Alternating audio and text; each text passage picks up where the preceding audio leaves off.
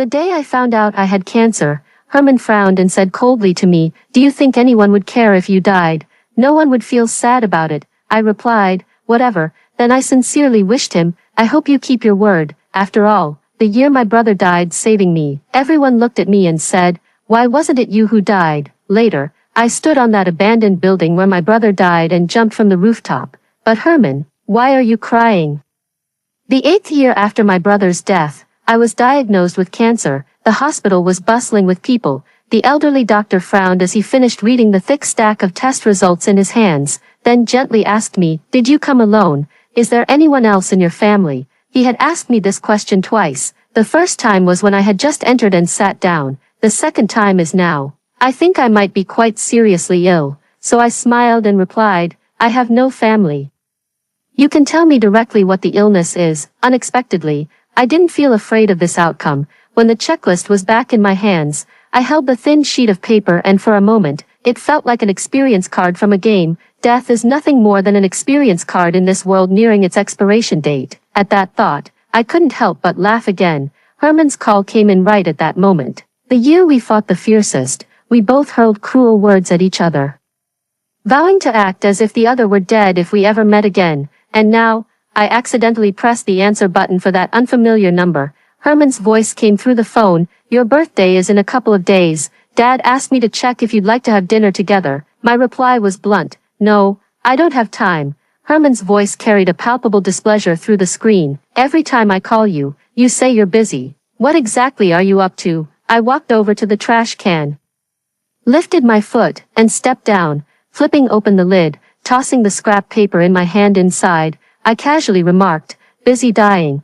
Can you stop with all this depressing talk?" Herman seemed quite unaccustomed to such talk of casually mentioning death, but I couldn't be bothered to continue the conversation with him, so I just said, hanging up, and then I ended the call. As soon as I opened the door upon returning home, CC came jumping over. CC is the cat my brother and I raised. It's a very home-indifferent tabby. I still remember when my brother first brought it home. It was just a tiny ball curled up in his arms. It seemed somewhat malnourished, and my brother and I went through great efforts to raise it properly. But after growing up, CC loved to run outside. We still had to go to school and didn't have time to look after it, so gradually, it started hunting outside and would come back every few days to check on us.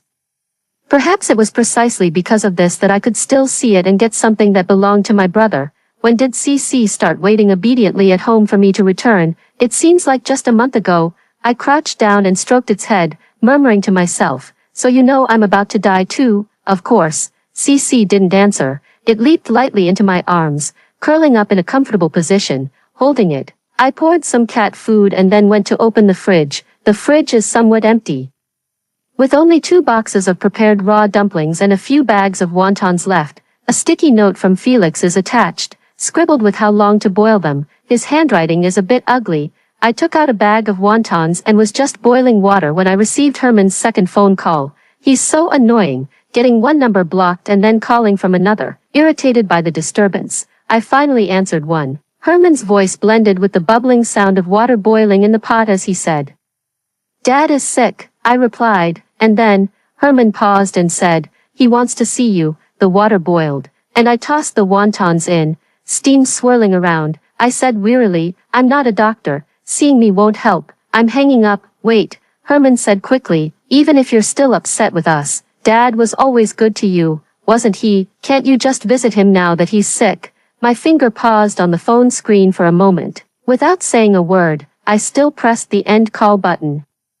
On my birthday, I rarely took the time to dress up properly. Wearing a beautiful new outfit, I was just about to apply some rosy makeup. A sudden sharp pain twisted in my stomach. This feeling was all too familiar. I leaned over the sink and started retching. Within my line of sight, everything was a vivid red. With trembling hands, I fumbled to take the painkillers from my pocket and swallowed them. Only then did the pain subside a little. After recovering for a while, I finally turned on the faucet and washed away all that blood. The mirror reflected my pale, sickly complexion, with dark circles under my eyes and a weary expression. At that moment, I suddenly changed my mind and called Herman, asking which hospital he was at.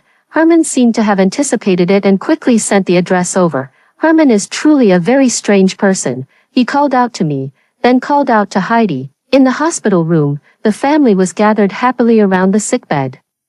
Heidi held an apple in her hand, peeling it while smiling and saying something. Herman stood nearby, his hand naturally resting on her shoulder. On the other side, Mr. Hudson listened to her attentively with a kind look in his eyes. I stood outside the door, watching for a while, feeling that there was really no need for me to go in, too redundant. Just as I was about to put down the fruit basket and leave, I unexpectedly met Mrs. Hudson's gaze. She seemed to just glance out the door unintentionally.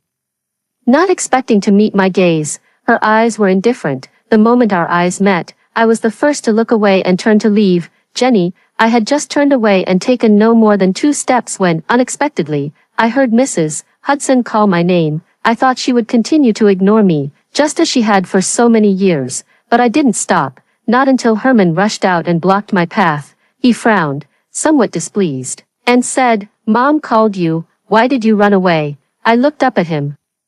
He always seemed somewhat dissatisfied when facing me. It was always the complete opposite when he faced Heidi. For a long time, I couldn't understand why Herman, who is my own brother, never once took my side, not even once. I first met Herman when I was 15. It was then that Mr. Hudson finally realized I was his biological daughter who had been switched at birth, so I was brought back to the Hudson family. Heidi was the other one who got switched by mistake. When I saw her, Heidi was sitting absent-mindedly on the sofa. She noticed me approaching and tried to stand up politely, but Herman, who was playing with his phone beside her, grabbed her arm to stop her. "Since we're all family, there's no reason for us to make a special effort to welcome you when you arrive."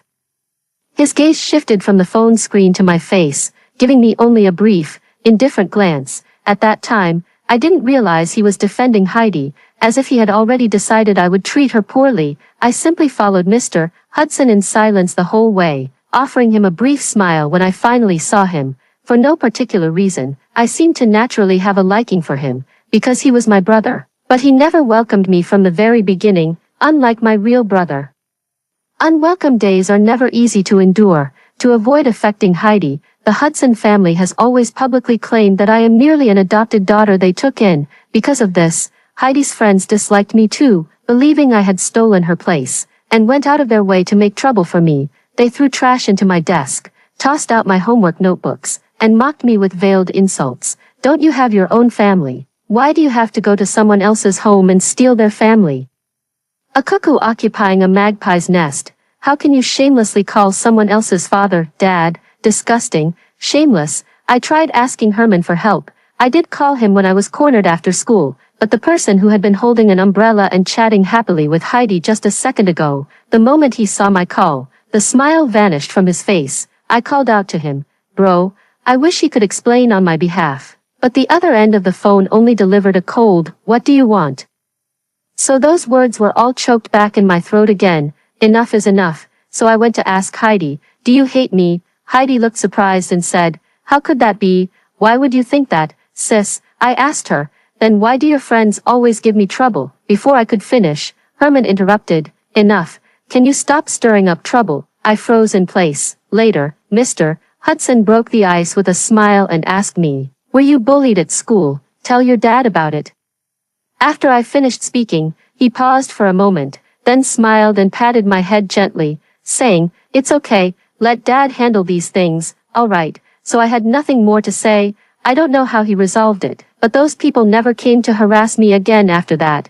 Yet I'll never forget that day after the crowd had dispersed. In the first-floor lobby, Herman stood on the high staircase steps looking down at me. He said, "After all these years together, I know her character better than you do. Your methods of slander are too clumsy." The hardest, most unbearable year, when I couldn't hold on any longer, I always wanted to call my brother, my former brother, Chandler. I wanted to say, "I don't want to stay in N City anymore. I want to go home, brother. They treat me so badly." But every time my brother asked how I was doing, the words would rise to my lips only to be swallowed back down. I don't want to make things difficult for my brother. Later, I always regretted not asking my brother to take me away. My brother is the best to me. When we were kids, my father would go crazy after drinking, and my brother always stood in front to protect me. He hid me under the bed and said, "Don't be afraid, I'm here with you." So I stopped being scared. When I was 7, my mother took my brother and me, carrying stolen IDs and a few hundred yuan, and secretly left that home. In the chaotic crowd, my brother held my hand tightly and said, "Hold my hand. Don't get lost." This lasted for many years. My mom raised 2 children alone, under great pressure, busy with work, and had no time to take care of us. From a young age, my older brother was the first to learn how to cook, do laundry, and take care of himself. Then he learned to take care of me. My first birthday cake was bought for me by my older brother. He said, "Wishes that the gods can't hear, your brother can." He bought me pretty hair clips and candied hawthorns on the way home from school. The first time I got into a fight was because someone called me a bad child without a father. From elementary school to middle school, then to high school, our schools were quite far apart. He had to cross 2 long streets and 5 traffic lights to pick me up after school. Later, I returned to the Hudson family. When I left, my brother earnestly reminded me, "If you're not happy, just tell me, and I'll come get you back." I said, "Okay." My brother is the best to me. If I said I wanted to leave, he would definitely take me away. Then those things that happened later wouldn't have occurred. The day my brother died was overcast. I waited for Heidi at the school gate, from dismissal until dark. Later, a group of thugs appeared and cornered me in the abandoned building next to the school. I tried to run, but couldn't escape. The boy at the front, I recognized him. He was a student from the same school as me. He confessed his feelings to me, but I didn't like him, so I turned him down. He yelled at me, "No one I've set my eyes on has ever dared to reject me." He grabbed my clothes. I screamed for help, but there was no one around. Aside from getting slapped a few times, nothing else happened. At the last moment, it was my brother who appeared. He shouted at me, "Run, don't look back." Without time to think, I ran as fast as I could, trying to find help, but I happened to run into Heidi, who was walking with Herman. Herman frowned and asked me, "What happened to your face? Who hit you?" I didn't have time to explain to him. I just begged him to come with me to save my brother, but when we ran back, a faint shadow suddenly flashed before my eyes, followed by a loud bang. I glanced down quickly, then immediately raised my head again. A startled cry came from behind me. I turned my head in confusion and saw Herman swiftly covering Heidi's eyes. A terrifying premonition in my heart seemed to have come true. I lowered my head again. And then I could no longer deceive myself. The bloodied and mangled person before me was my brother. The weight of life was far too light. With the lifting and covering of a white cloth, my brother turned into a handful of ashes, and later, into an empty grave. My first understanding of death was losing the person I loved most. He would never speak again, nor smile at me. At my brother's funeral, Mr. Hudson and Herman gathered around Heidi to offer comfort. I went up to confront her. "Why did you message me to wait for you? Why did you disappear after making me wait so long? Are you doing this on purpose?" Before I could finish, Mr. Hudson interrupted, "Enough, this isn't the time to shift blame. The deceased was her own brother. She's grieving more than you are." I looked up at them. Heidi seemed too frightened to speak, her face deathly pale.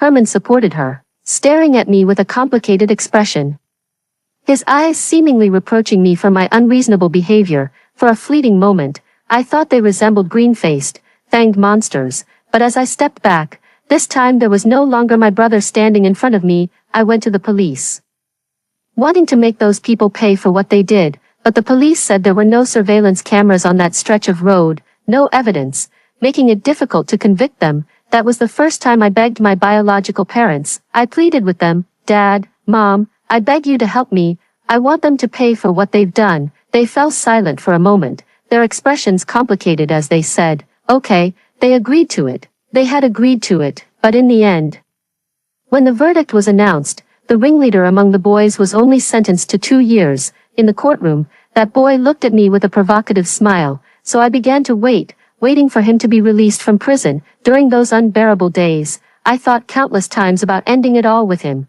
but when the moment finally came, all he did was play me a recording. It was Heidi's voice inside. "Do you want revenge on her? I can help you." I was stunned. He laughed wildly. "Do you know why I was only sentenced to 2 years? Of course, it's all thanks to your wonderful parents." As soon as they heard this recording, they immediately agreed to help me. My ears seemed to fail me. The words cut deeper than the sharp weapon in my hand. He continued, "You begged them, but they still thought their own daughter was more important." When I returned to the Hudson family, Heidi was in her room. Seeing me arrive, She even smiled without a hint of caution. Sister. What brings you here? I walked over, pressed the knife against Heidi's neck, and asked her in agony, why did you do this?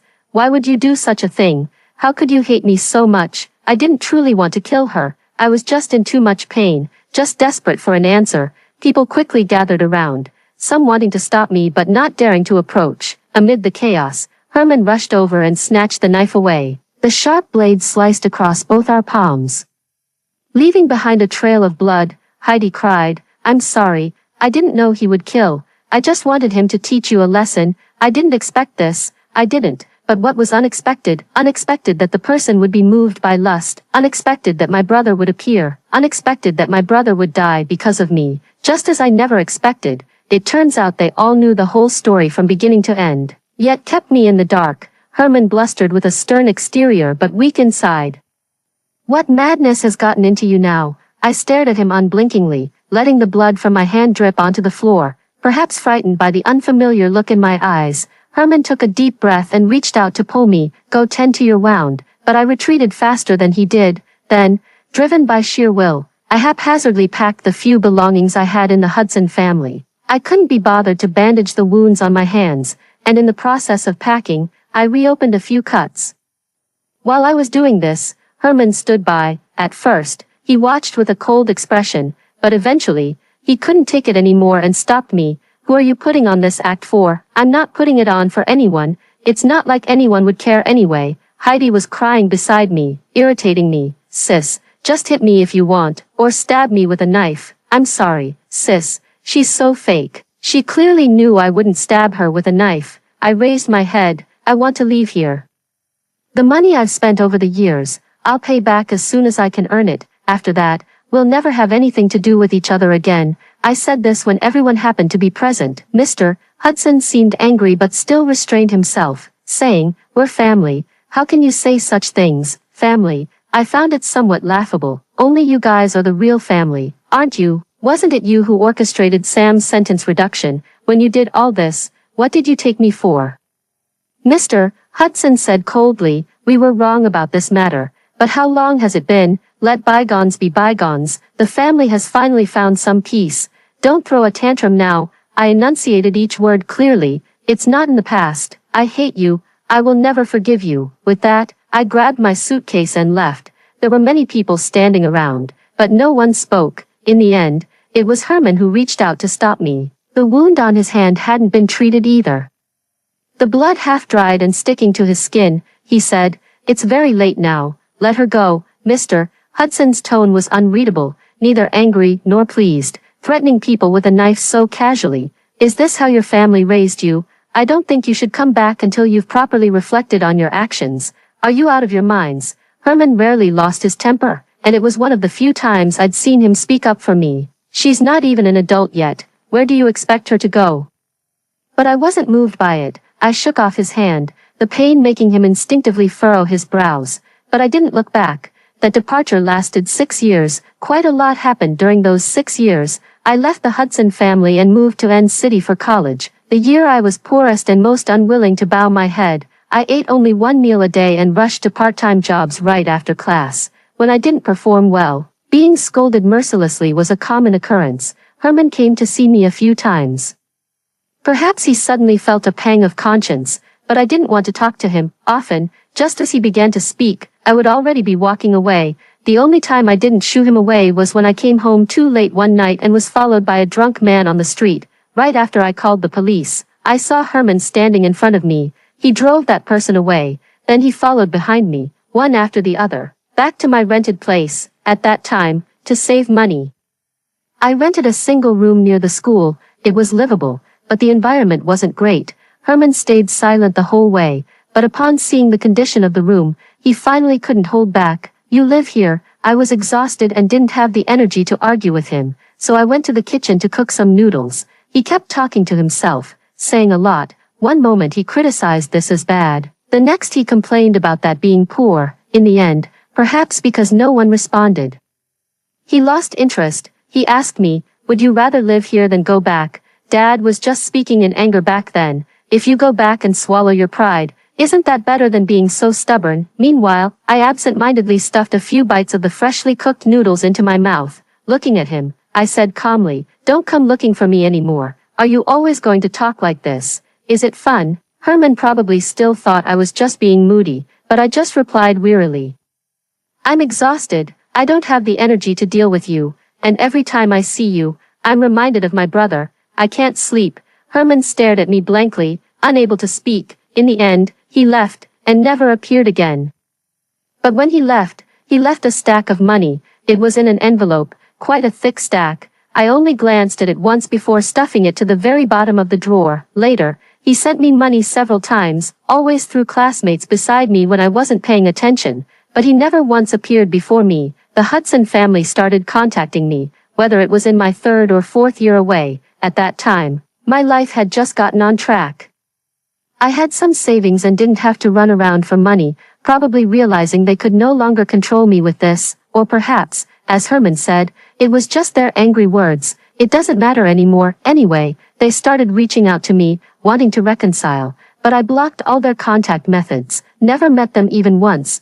"Why are you looking at me like that?" Perhaps because I had been staring for too long. Herman seemed a bit uncomfortable. I snapped out of it and asked him, "Did you find it fun to deceive me, Mr. Hudson?" Was glowing with health, not looking like a patient at all. Mr. Hudson walked over, wanting to pat my head, but I dodged, leaving his words stuck in his throat. "Jenny," I said without much emotion, "you've seen enough. I have things to do, so I'll leave first." "Jenny," Mr. Hudson called out to me, his voice carrying a barely noticeable plea, "let's have a meal together. It's been a long time since we last ate together."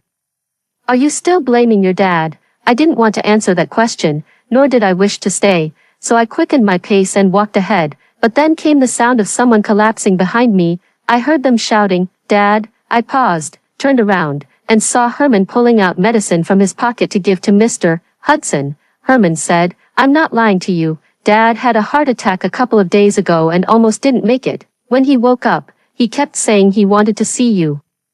Afraid that if he died unexpectedly one day, you'd still be holding a grudge against him." I lowered my eyes and remained silent. At the dinner table, Heidi sat down beside me. She pulled out several food containers from the takeout bag she brought, opening them as she said, "Mom made these herself. Give them a try." After speaking, she glanced at me again and whispered, "Mom knew you were coming, so she specially made dried fish." Looking at the golden dried fish placed before me, my thoughts instantly drifted back to a certain summer. Back then, our family was still very poor. Every day after work, Mom would pick through discarded vegetable leaves, selecting the best to bring home and cook for us. When the pond in the neighboring village was drained, the owner kept the big fish and let people take the remaining small fish for free. My brother was still young at that time, and he only managed to catch many very small fish when he took me along. When we came back, both of us were covered in mud from head to toe. My mom was angry that we were still so young. What if something had happened when we sneaked off to the river? But she couldn't help it and secretly cried behind our backs. That night, my mom cooked us a fresh fish soup. The remaining fish were salted and made into dried fish for us. The dried fish back then were truly delicious, salty and crispy. I once thought I'd never get tired of eating them in my lifetime. And it's been a long time since I last ate it, nor do I want to eat it again. But at the dinner table, they kept staring at me, as if my refusal to eat was still a reproach to them. Mr. Hudson urged, "Have some. Didn't you used to love this? In the first few years after you came home, your mother even wanted to learn how to make it." I glanced up at Mrs. Hudson. She seemed caught off guard by Mr. Hudson's sudden remark, her expression flickering with panic before she awkwardly turned her head away. I really dislike this kind of thing. Sudden, deliberate displays of kindness only make people feel especially uncomfortable. I picked up a piece of fish with my chopsticks and swallowed it. Mr. Hudson laughed twice in succession, and the atmosphere at the dinner table finally seemed to relax. Since falling ill, my appetite has become extremely poor, and I can only eat a little. My bowl was piled high with the food Mr. Hudson had served me. It made me feel a bit nauseous, almost physically so, afraid I might actually vomit. I stopped eating. The birthday cake was brought out after the meal. This time it was a bit different. No longer just one cake with a vague message like, "Happy birthday, sweetheart." Instead, 2 separate cakes had been ordered. Each bore one of our names. Heidi, Jenny, boring. Perhaps to emphasize his special care for me, Mr. Hudson couldn't wait to cut a generous slice of cake and handed it to me first. You used to love mangoes the most, didn't you, Dad? The neatly cubed, bright yellow mangoes smelled nauseating to me, I said. You remembered wrong. I stopped liking mangoes a long time ago, Mr. Hudson's hand holding the cake stiffened. How about something else then? The only other thing was the cake with Heidi's name on it. I wasn't interested in either of the cakes, so I got up to leave. No need. You guys can have them, I have something else to do. But Herman grabbed my wrist. Are you doing this on purpose? I didn't understand what he meant. What's the matter? Can't it wait until after this meal? Who are you trying to show that face to? As if speaking without thinking, he added somewhat puzzled. How did you get so thin? I lowered my eyes and pulled my hand away, not even feeling the desire to argue with him. I said, you're right. Next time, remember not to invite someone as disappointing as me. Just as I let go, I couldn't help but see that winding scar on Herman's palm again. It looked truly ugly. Mr. Hudson wanted to intervene but couldn't suppress a cough, his face flushing red. Herman, apologize to your sister. The air suddenly grew quiet. I never thought that after all these years, I would become somewhat important. Herman remained motionless in his chair, looking up at me, afraid he wouldn't speak up. I said, no need. Just remember to stay away from people like me next time. As I was leaving, Heidi suddenly chased after me and called out softly from behind, Sister, I'm sorry. I paused for a moment, pretending not to hear. Without turning my head, I walked away from there. The weather was still beautiful today. A clear sky stretched endlessly. I passed by a dessert shop and went inside to pick out a chocolate cake. Then I drove to the cemetery. There was a person standing in front of my brother's grave. It was my mother. She was waiting for me, but I just stood for a while under the lush tree in the cemetery not far away, without going over. When my brother first died, my mother hated me intensely. She wouldn't let me attend his funeral. Her eyes red as she demanded, why couldn't it have been you who died? I didn't know how to answer. I truly wished it had been me who died, but I just didn't die. There was no other way to live. For a long time, I would secretly go to see her. She would always hurl vicious words at me, those cruel, venomous curses. I could hardly believe they came from my mother's mouth, but back then, I still felt guilty, until the recording incident was exposed. I left the Hudson family and went to find my mother. The rain was pouring that day, and I stood in front of that low-rise building for a long time before my mother finally opened the door for me.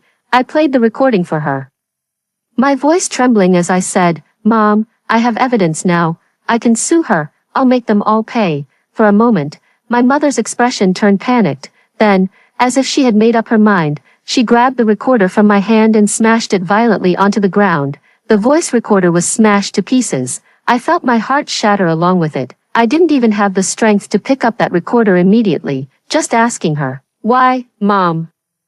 My mother's expression flickered under the dim streetlight at the doorway. She said, enough.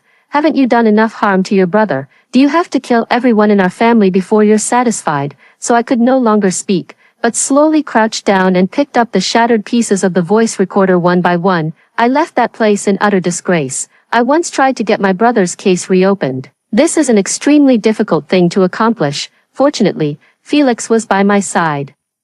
He helped me gather evidence, used his connections to hire the best lawyer for me, and pulled strings on my behalf. We barely managed to come close to success, but in the end, during the court hearing, the opposing lawyer confidently produced a letter of forgiveness signed by my mother. Even today, when I recall that scene, I still find it terrifying, more terrifying than being stabbed. Before that, I had always believed that my mother was the closest person in the world, someone I could rely on for a lifetime, but reality slapped me hard in the face, and she signed the letter of understanding. The only reason was that if we were to investigate thoroughly, Heidi wouldn't be able to escape blame either. My mother said, Jenny is my only daughter now. Can you let her go? I was left speechless. The words, I am also my mother's daughter, mixed with the metallic taste of blood in my throat and were swallowed back down. Reality is cruel. We share no blood relation. My brother has been my brother for 18 years, yet legally, I still don't count as his family. My abusive father died years ago, so, in this world, the only family my brother has left is my mom and Heidi. If they don't pursue it, there's nothing I can do about them. At my brother's grave, my mother finally stopped hating me. She said to me, let it end here. The living must go on living. I stared blankly at her, as if seeing her for the first time. Let it end here. What a ridiculous phrase. My brother was such a vibrant life, with such a bright and brilliant future. Does it all just come down to, let's stop here, in the end? What a selfish excuse. Why should it be my brother's life that has to stop here? The past is a never-ending mess of unresolved accounts. I somewhat regret not checking the almanac before going out today. It's as if I'm cursed. One after another, they keep showing up, but I don't want to deal with any of them. The sun above gradually sinks westward. My mother waited from afternoon until sunset. I know she's waiting for me to walk over, waiting for me to lower my head first. Just like countless times before, no mother would say sorry to her child, because mothers work hard. They shouldn't be judged too harshly. My mom wouldn't say sorry either. Her way of making up is to cook me some dried fish, then talk to me. The matter was just left at that. But this time, I waited with her from afternoon until sunset. I didn't walk over. I couldn't bring myself to blame my mother, but I truly couldn't find it in me to forgive her either. My mother finally passed away, hiding behind a big tree. I silently bid her farewell in my heart. Goodbye, Mom. I placed the purchased chrysanthemums in front of my brother's grave. In the photo on the tombstone, my brother squinted with a smile, revealing sharp canine teeth, as if he were still that spirited young man. Beneath the photo was engraved his name, Chandler's Tomb. I unwrapped the cake box, deftly lit the candles, and made a wish. This year's wish remained the same. Brother, take me with you. After making my wish, I simply sat cross-legged on the ground. I'd been waiting so long. The cream has already melted. Herman lied to me, saying Mr. Hudson was sick, but he wasn't. They even bought a mango cake, and I don't like mangoes at all. Brother, they're all mean to me. Only you treat me the best. I complained to my brother, but he couldn't hear me. But it's okay. Soon, on the way down the mountain, I saw Herman. He didn't know how he ended up here. He didn't speak, and I didn't want to bring up the unpleasant topic either. I simply pretended not to see him and walked past. But as I opened the car door, I heard him call out to me, Jenny. I didn't look back. When I got home, the lights were already on. Felix lay idly on the sofa playing games, while CC found a comfortable spot on his belly to curl up, hearing the sound of the door opening. CC leaped with light steps and jumped into my arms. Felix remained lying on the sofa without moving and casually asked, "Why are you back so late today?" I gave a vague, and said, "Ran into a few people I don't like." Felix thought for a moment and asked, "Herman?" I was amused by his precise response. What's gotten into him this time? Felix had probably finished his game, tossed his phone aside, and casually carried the cold dishes into the kitchen, with him taking over.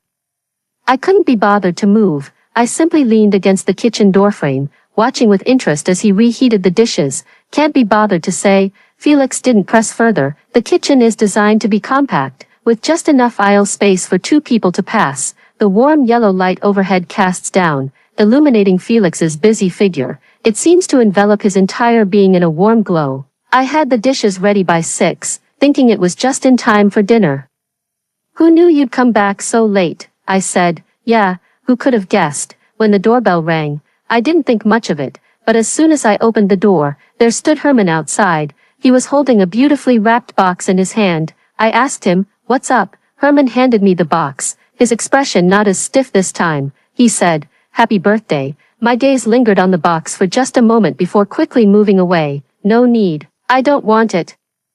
If this had been during those first few years after returning to the Hudson family, I might have been happy about the gift he prepared, but later I realized that those expensive ornaments he gave me over the years were just things he casually picked up, very casually, just an afterthought while painstakingly selecting gifts for Heidi.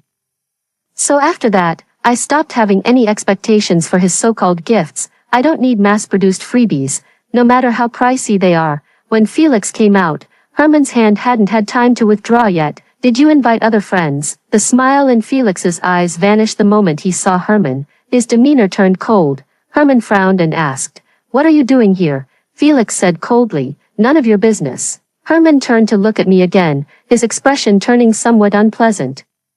I sighed and gently nudged Felix with my elbow, signaling him not to get angry. The Hudson family and the Fisher family have been close friends for generations. Herman and Felix are said to have known each other since they were in diapers. Even when I first met Felix, it was in his capacity as Herman's good friend. By then, I had been back with the Hudson family for nearly half a year, just in time for my birthday. Heidi's friends still hated me. They egged each other on, saying, "How about a talent show, Jenny, you should join too." Of course, I didn't want to. I grew up with my mom, and though life got slightly better later on, we still couldn't afford the luxury of learning the arts. I paled in comparison. That was the age when one was most prone to wild fancies, and I truly felt somewhat embarrassed when they started teasing. Herman was standing to the side, but he didn't say anything. Silently condoning the behavior, Felix was the only one who stepped forward. With one hand in his pocket and a casual demeanor, he said, "Count me in." He chose to play the piano.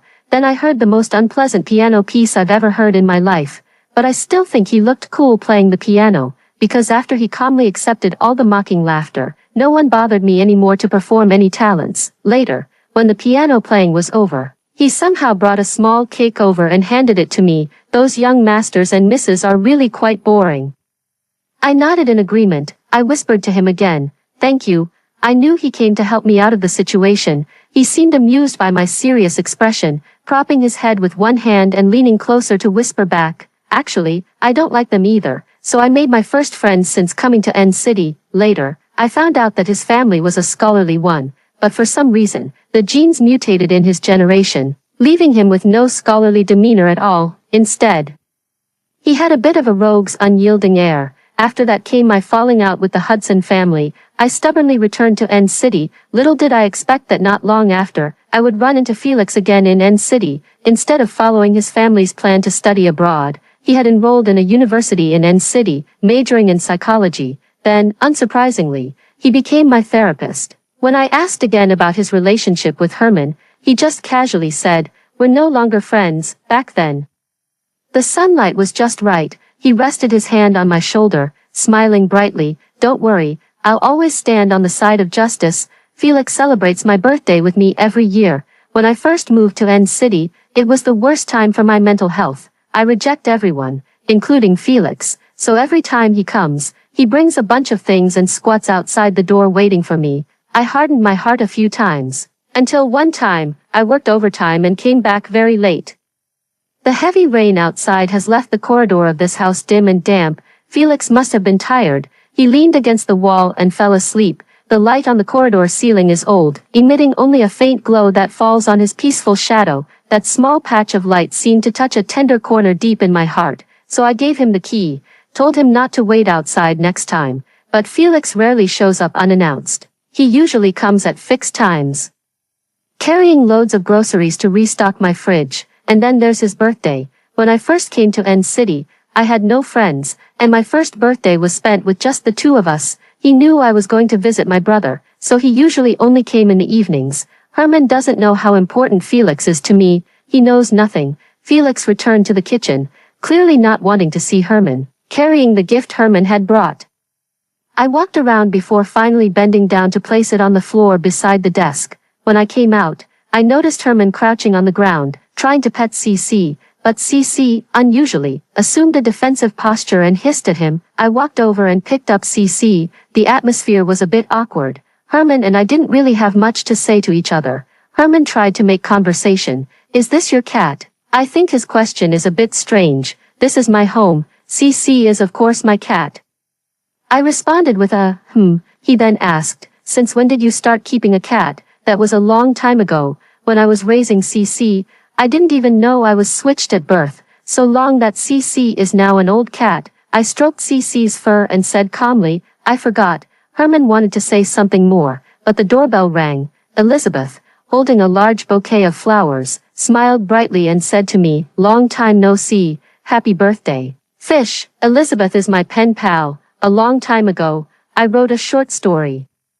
It recorded some small things that happened between my brother and me. Not many people read it. The worries of youth were naive and ordinary, but Elizabeth read it very seriously and would discuss it with me, so we exchanged contact information. Later, that novel was left unfinished, and I never wrote such unrealistic things again. I saw news about her again when I logged into my old email address to write a suicide note. She sent me many messages, the most recent one a few days ago, asking if I was doing okay lately. I replied to her and told her I wouldn't be writing anymore. She asked me, why? Is there something difficult going on in your life? I didn't think much about it at the time. I never imagined we would meet, so I didn't lie. I'm sick. I never thought she would come to me. The moonlight outside the window poured in brightly, her smile radiant, her eyes shining. I was pleasantly surprised, smiling as I opened my arms, waiting for her to leap into my embrace.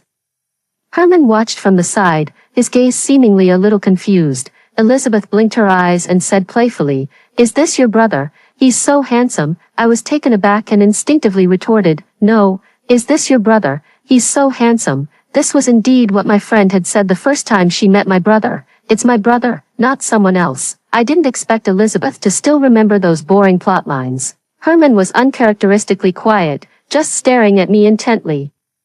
Lost in thought, Felix came out at just the right moment with the reheated food. "All right, let's eat." Elizabeth is a very sunny and cheerful girl. With her around, the atmosphere becomes much livelier. Although we hardly ever meet, she hasn't grown distant. When she asked about Felix's name, she repeated it several times under her breath, then suddenly turned her head as if she'd discovered some new continent, her eyes sparkling as she looked at me. Her gaze made my heart skip a beat, fearing she might say something inappropriate, but she looked at me. Before she could say anything, her eyes gradually showed panic. "You're having a nosebleed, fish." I instinctively ran to the sink. Felix immediately followed. He pulled out a tissue and placed it under my nose.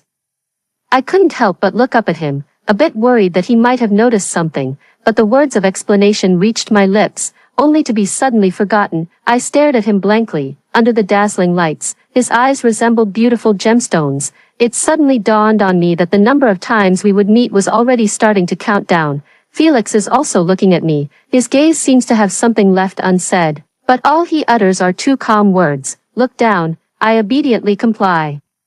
Time passes minute by minute, and by the time I emerge, the dishes on the table have already cooled somewhat. Elizabeth squeezed in the doorway, looking at me with concern. "Haven't you recovered from your illness yet?" I smiled at her and told the second lie of the evening, saying, "It's nothing. I might have been staying up too late recently." Elizabeth held my hand and said sentimentally, "All right, I should have bought you some blood-nourishing supplements when I came." I was about to brush it off when Herman suddenly spoke up out of the blue. "What illness?" I brushed it off. "It's nothing, just a minor issue." Herman thought for a moment and said, "Well, there's a family health checkup in a couple of days. You should come with us." I refused. "I'm not going." Herman frowned, displeased, and insisted, "No, you have to. There's a family medical history. Do you realize how you looked just now? That's enough." I know my own limits when it comes to my own affairs. I interrupted him, not wanting to continue this topic. "Let's eat first, or the food will get cold." Herman angrily kicked the wall and said coldly, "Suit yourself." I really didn't want to think about it, but it seemed unavoidable to recall those things. Back then, when we were still with the Hudson family, there was a flu outbreak. Most of the family got infected. When Heidi complained about the medicine being bitter, Herman patiently bought candy to coax her. He even warmed up some milk for her. "Just sleep well and you'll feel better." That was the first time in my life I felt medicine was bitter. I don't know why this memory suddenly came back to me. Perhaps even those who are overlooked still awkwardly wish to be noticed just once.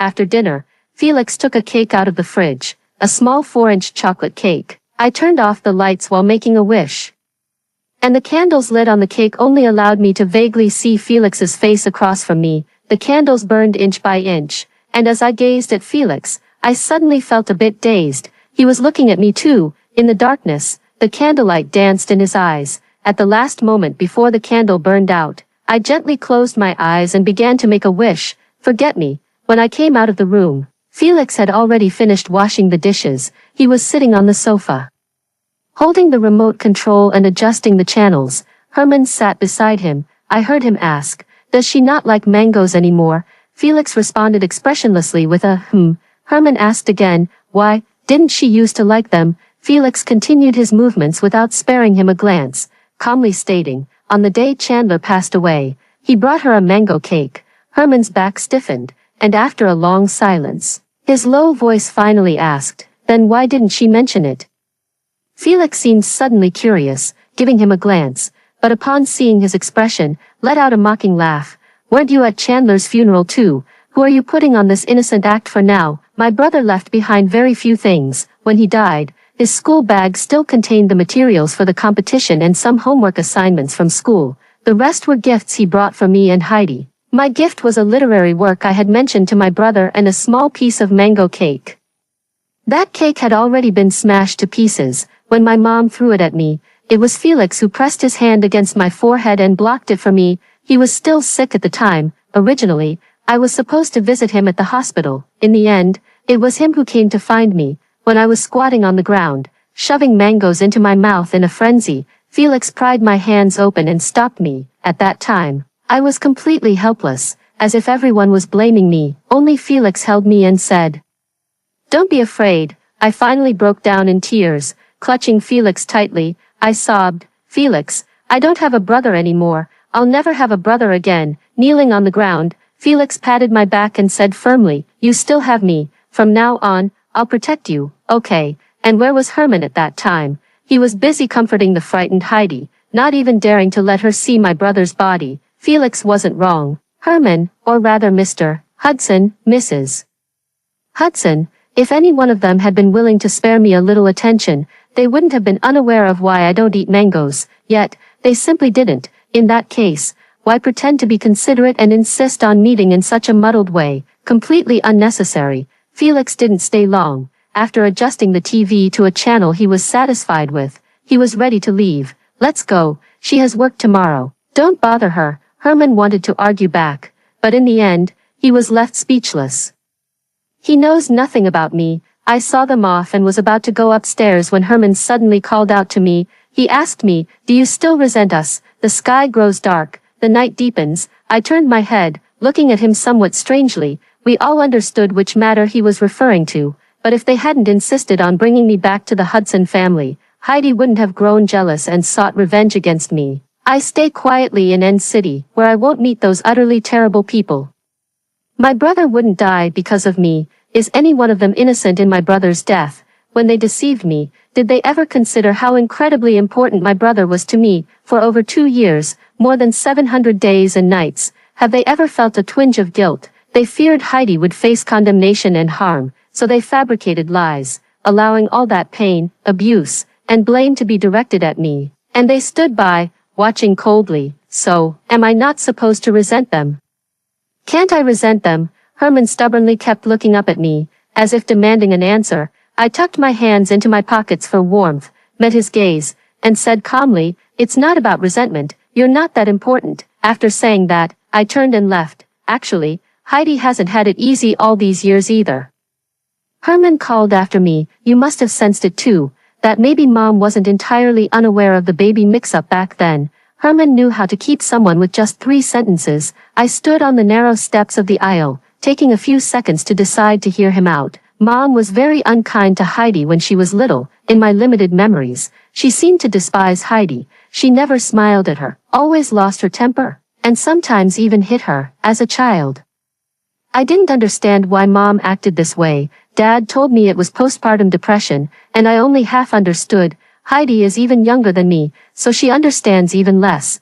But she's more sensible than I am. She never cries or throws tantrums, rarely loses her temper, and always wears a smile, carefully trying to please everyone. It wasn't until much later that Mom finally accepted her from the heart. But the night before you came to the Hudson family, I overheard Mom and Dad arguing. Dad asked Mom why she had secretly switched the child. This was the first time I'd heard even a fragment about Heidi's past. In these fragments, it seemed possible to glimpse that she hadn't had an easy time either, but I didn't respond. Instead, I leaned against the wall, ready to hear what he was getting at with this long-winded, off-topic answer. Yet Herman just kept looking up at me, saying nothing more. The autumn wind was bleak. This year's autumn in J City was colder than any previous year. I tightened my coat around me, ready to leave if he remained silent. "Can you stop hating her?" Herman asked me this. After all these years, he's still so naive. I blinked my eyes and suddenly asked with some curiosity, "Do you really dislike me that much?" Herman didn't seem to expect me to ask that. He denied it, saying, "Of course not." "Then why is it that every time you speak to me in a slightly nicer tone, it's always to make me compromise?" Herman was at a loss for words. I turned and walked away. Herman called out persistently behind me, "But you're happier than her, aren't you?" When I noticed someone following me up the stairs, I thought it was Herman. I turned my head impatiently, ready to shoo them away, but unexpectedly, I saw Felix, who had left and then returned. He was wearing a black coat, his features distinct, carrying a bag of medicine in his hand. The pale light in the stairwell shone on him, making him appear somewhat lonely. He didn't seem to have any intention of coming back with me, simply handing me the bag of medicine. Go back early, it's cold outside. If I had been more attentive, I would have realized that the entire bag was filled with the same medicine the doctor had prescribed for me that day. But reality didn't. I took the medicine and walked forward a couple of steps. Suddenly, I turned back and called out his name, Felix. I'm on your side. He seemed to understand my metaphor. Felix stood there steadily, looking up at me, and smiled faintly. I'll always be on your side. The next day, after seeing Elizabeth off, I returned to the law firm to work, wrapping up the handover tasks from before. On the second day of my diagnosis, I submitted my resignation. At first, my boss felt it was a bit of a pity and tried to persuade me otherwise, but I didn't hide the fact that I was sick from him. After learning about it, my boss didn't say anything more and immediately approved, telling me to finish the handover quickly and go back for treatment. I didn't dampen the mood by saying I had already decided to die. I just said okay, the handover is progressing quickly, and my colleagues are very cooperative. Only one last case remains, which requires me to appear in court for defense. Everything is going smoothly. Just a minor issue arose after the final court hearing. I just crouched down to chat with my client's 5-year-old daughter for a while. When I stood up again, I suddenly felt a bit dizzy. Susan was holding me, still chatting and laughing, but her voice abruptly stopped at some point. It seemed like something dripped onto the ground. I heard Susan's anxious voice, "Jenny, what's wrong with you?" The condition worsened faster than I had imagined. When Susan walked into the ward carrying a bowl of porridge, I was typing my unfinished electronic will on the computer. "How do you plan to treat it?" Susan asked me. "Let's just do the surgery.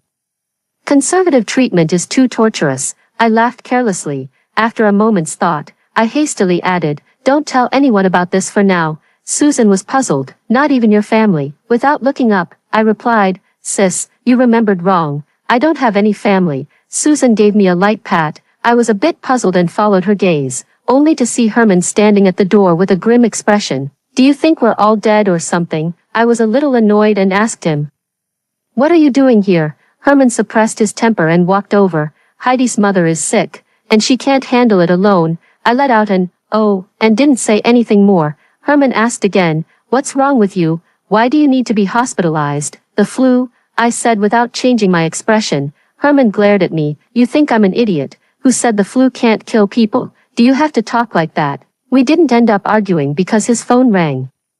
On the other end of the phone, Heidi's voice came through. "Bro, where did you go?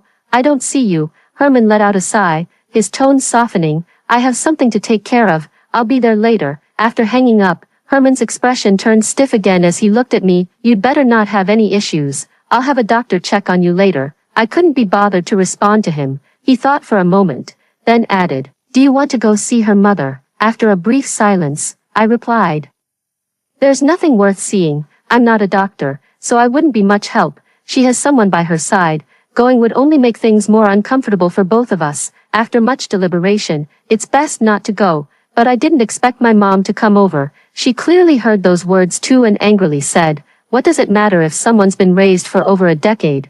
Still can't be tamed. Let's go. I won't need you to take care of me when I die." And I kept my head down, saying nothing. After Heidi helped my mother leave, Herman didn't follow them. He stood by my bedside for a long time, then asked, "Why aren't you speaking?" What a strange question. After quitting my job with nothing to do, Susan, who had heard some superstition from somewhere, insisted on dragging me to get a protective charm. There's a fortune-telling stick drawing in the temple. I thought it would be fun, so I shook one out. The stick that fell from the bamboo tube, however, read, "The worst luck." Susan wasn't too pleased and said, "This isn't accurate." I smiled and chimed in, "Right." Yet on my way home, I couldn't shake off a lingering unease. The neighbor who had lived next door for so long had moved away. Before she left, Auntie made a whole bunch of food for me, fussing, "A young girl like you needs to take good care of herself. Stop ordering takeout all the time. Look how thin you've gotten." The hallway light was replaced with a bright yellow warm bulb. I stared at that clearly expensive-looking light for a while, feeling something was off. The next second, the neighbor's door opened, and Mr. Hudson walked out beaming with joy. My eyelid twitched. "Jenny, why are you back so late?" I didn't answer. Just inexplicably remembered the fortune stick I drew this morning, and suddenly felt it wasn't entirely inaccurate. "Auntie made some soup. Come in and have some." I took out my keys to open the door, saying without turning around, "No need, I've already eaten." When I saw Herman downstairs, Susan was holding my hand, saying it was too cold, and then tucked it into her pocket. I don't know what upset this young master again, but he looked like he was here to demand an explanation. "Didn't I tell you to wait for me that day?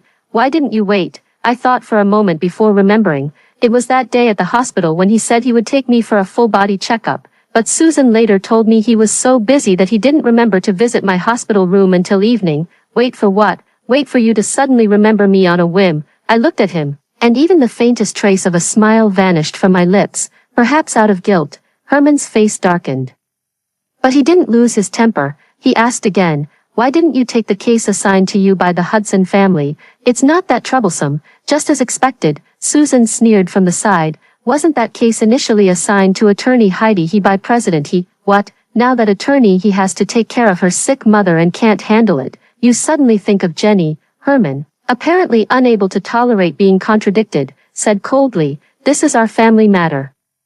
It's not your place to interfere. Sister is the family I chose for myself." I stared into Herman's eyes and said earnestly, word by word, "As for you, Herman, don't throw other people's trash at me anymore. That case, how many people would kill to have it? Enough is enough." President he, Susan's face turned cold. Anyone in the industry knows that since Heidi's internship, the Hudson family conglomerate has been supporting her openly and behind the scenes.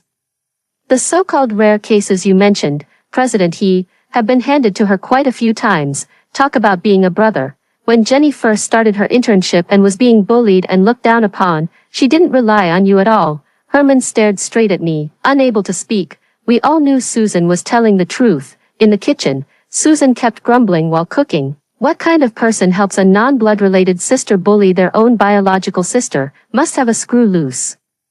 I wanted to step in to help, but she shooed me away. "You stay right there. This kind of thing doesn't need your interference yet." So I leaned against that familiar doorframe, quietly listening to her talk. Susan had more to say than Felix. She rarely paused. Occasionally, when her scolding flowed too freely, she'd mutter, "What kind of eggs did Felix buy?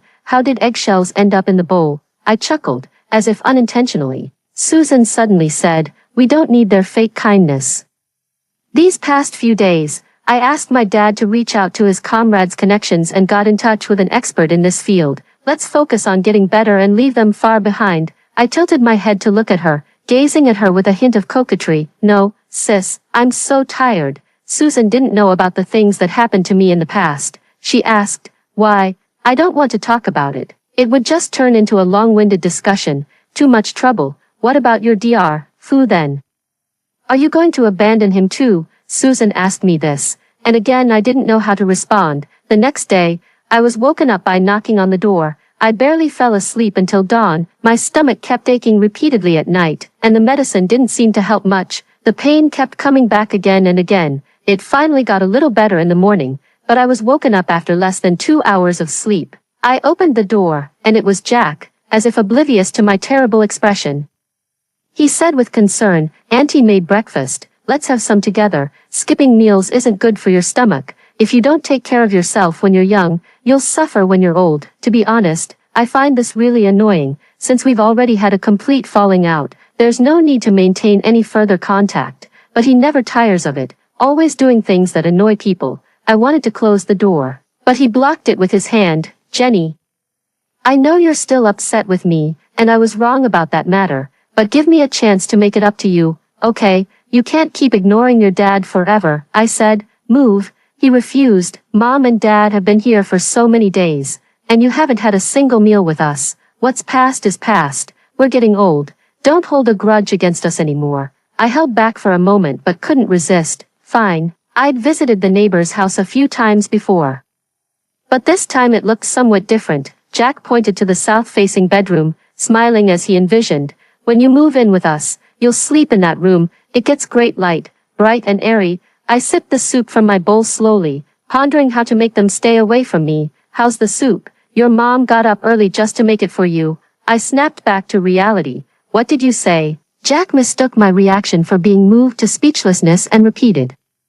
Your mom made this herself. It took over 2 hours to simmer. Mrs. Hudson gave him a push. Stop talking. I don't know if it's just my imagination, but I feel like what I just drank wasn't soup, but poison. It felt like something was churning in my stomach, and I couldn't hold it in. I vomited everything into the trash can. Jack and Mrs. Hudson's expressions immediately turned grim. Mrs. Hudson brought water and a towel, intending to hand them to me, but I knocked them away.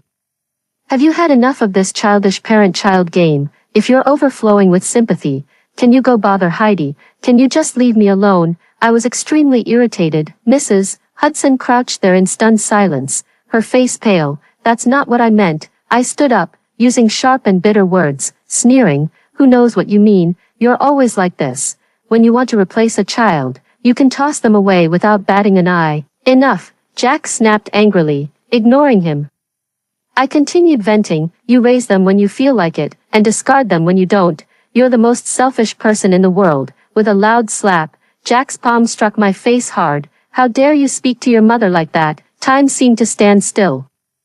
Perhaps it was because I was sick. My reactions had slowed, and I actually failed to dodge in time. Mrs. Hudson looked utterly shocked. She was the first to react, hitting Jack. What are you doing? How could you hit her? I instinctively touched my face and felt a trace of blood. The corner of my mouth seems to be chapped. But can just a chapped corner of the mouth bleed this much? It seems like my nose is bleeding again. It took me a while to finally realize, belatedly, that my face was burning with pain. How could that be? I didn't use much force, Jack murmured, instinctively reaching to help me up before suddenly pulling his hand back. Mrs. Hudson grabbed a tissue and moved to wipe it off for me. I took a step back, avoiding her. I'm so annoyed. I'm so tired. Why do I have to go through these things? Why do they always haunt me like this? Are you finally done with your performance? I looked at them coldly. Remember this slap. Don't ever show your face in front of me again. It disgusts me. Their faces instantly turned deathly pale. Mrs. Hudson whispered, No, it's not like that. Next door is my home. Actually, I wasn't that upset at first. The Hudson family has always been like this anyway. I never had any expectations of them from the start. I just regret not reacting faster to dodge earlier. Other than that, I don't feel much. A reminder popped up on my phone, the scheduled prison visit at 2 p.m. this afternoon. I looked at my face in the mirror. The right side was already swollen, with clear finger marks. I grabbed an ice pack from the fridge and pressed it against my cheek. I idly fiddled with some makeup. That's when Felix called. I don't know why, but looking at those words jumping on the phone screen, I suddenly felt like crying. I sat on the sofa chair, leaned my head back, and didn't dare to answer. I didn't want to cry. Tears shouldn't be shed for someone like this. At 2 in the afternoon.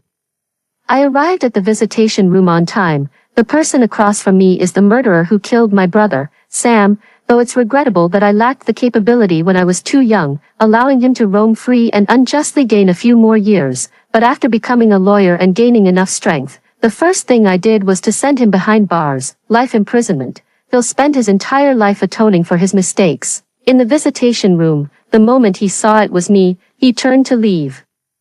I said unhurriedly, Don't you want to know about your mother? Sam paused mid-step, then turned back, glaring at me fiercely. I leisurely looked at him and asked with a smile, So even scumbags have people they care about? I was quite interested in Sam and his mother's story a few years back. He was a child born late in life, so he was raised with excessive indulgence, and thus developed the personality of a scumbag. Sam went to prison for the first time, and she worried herself sick.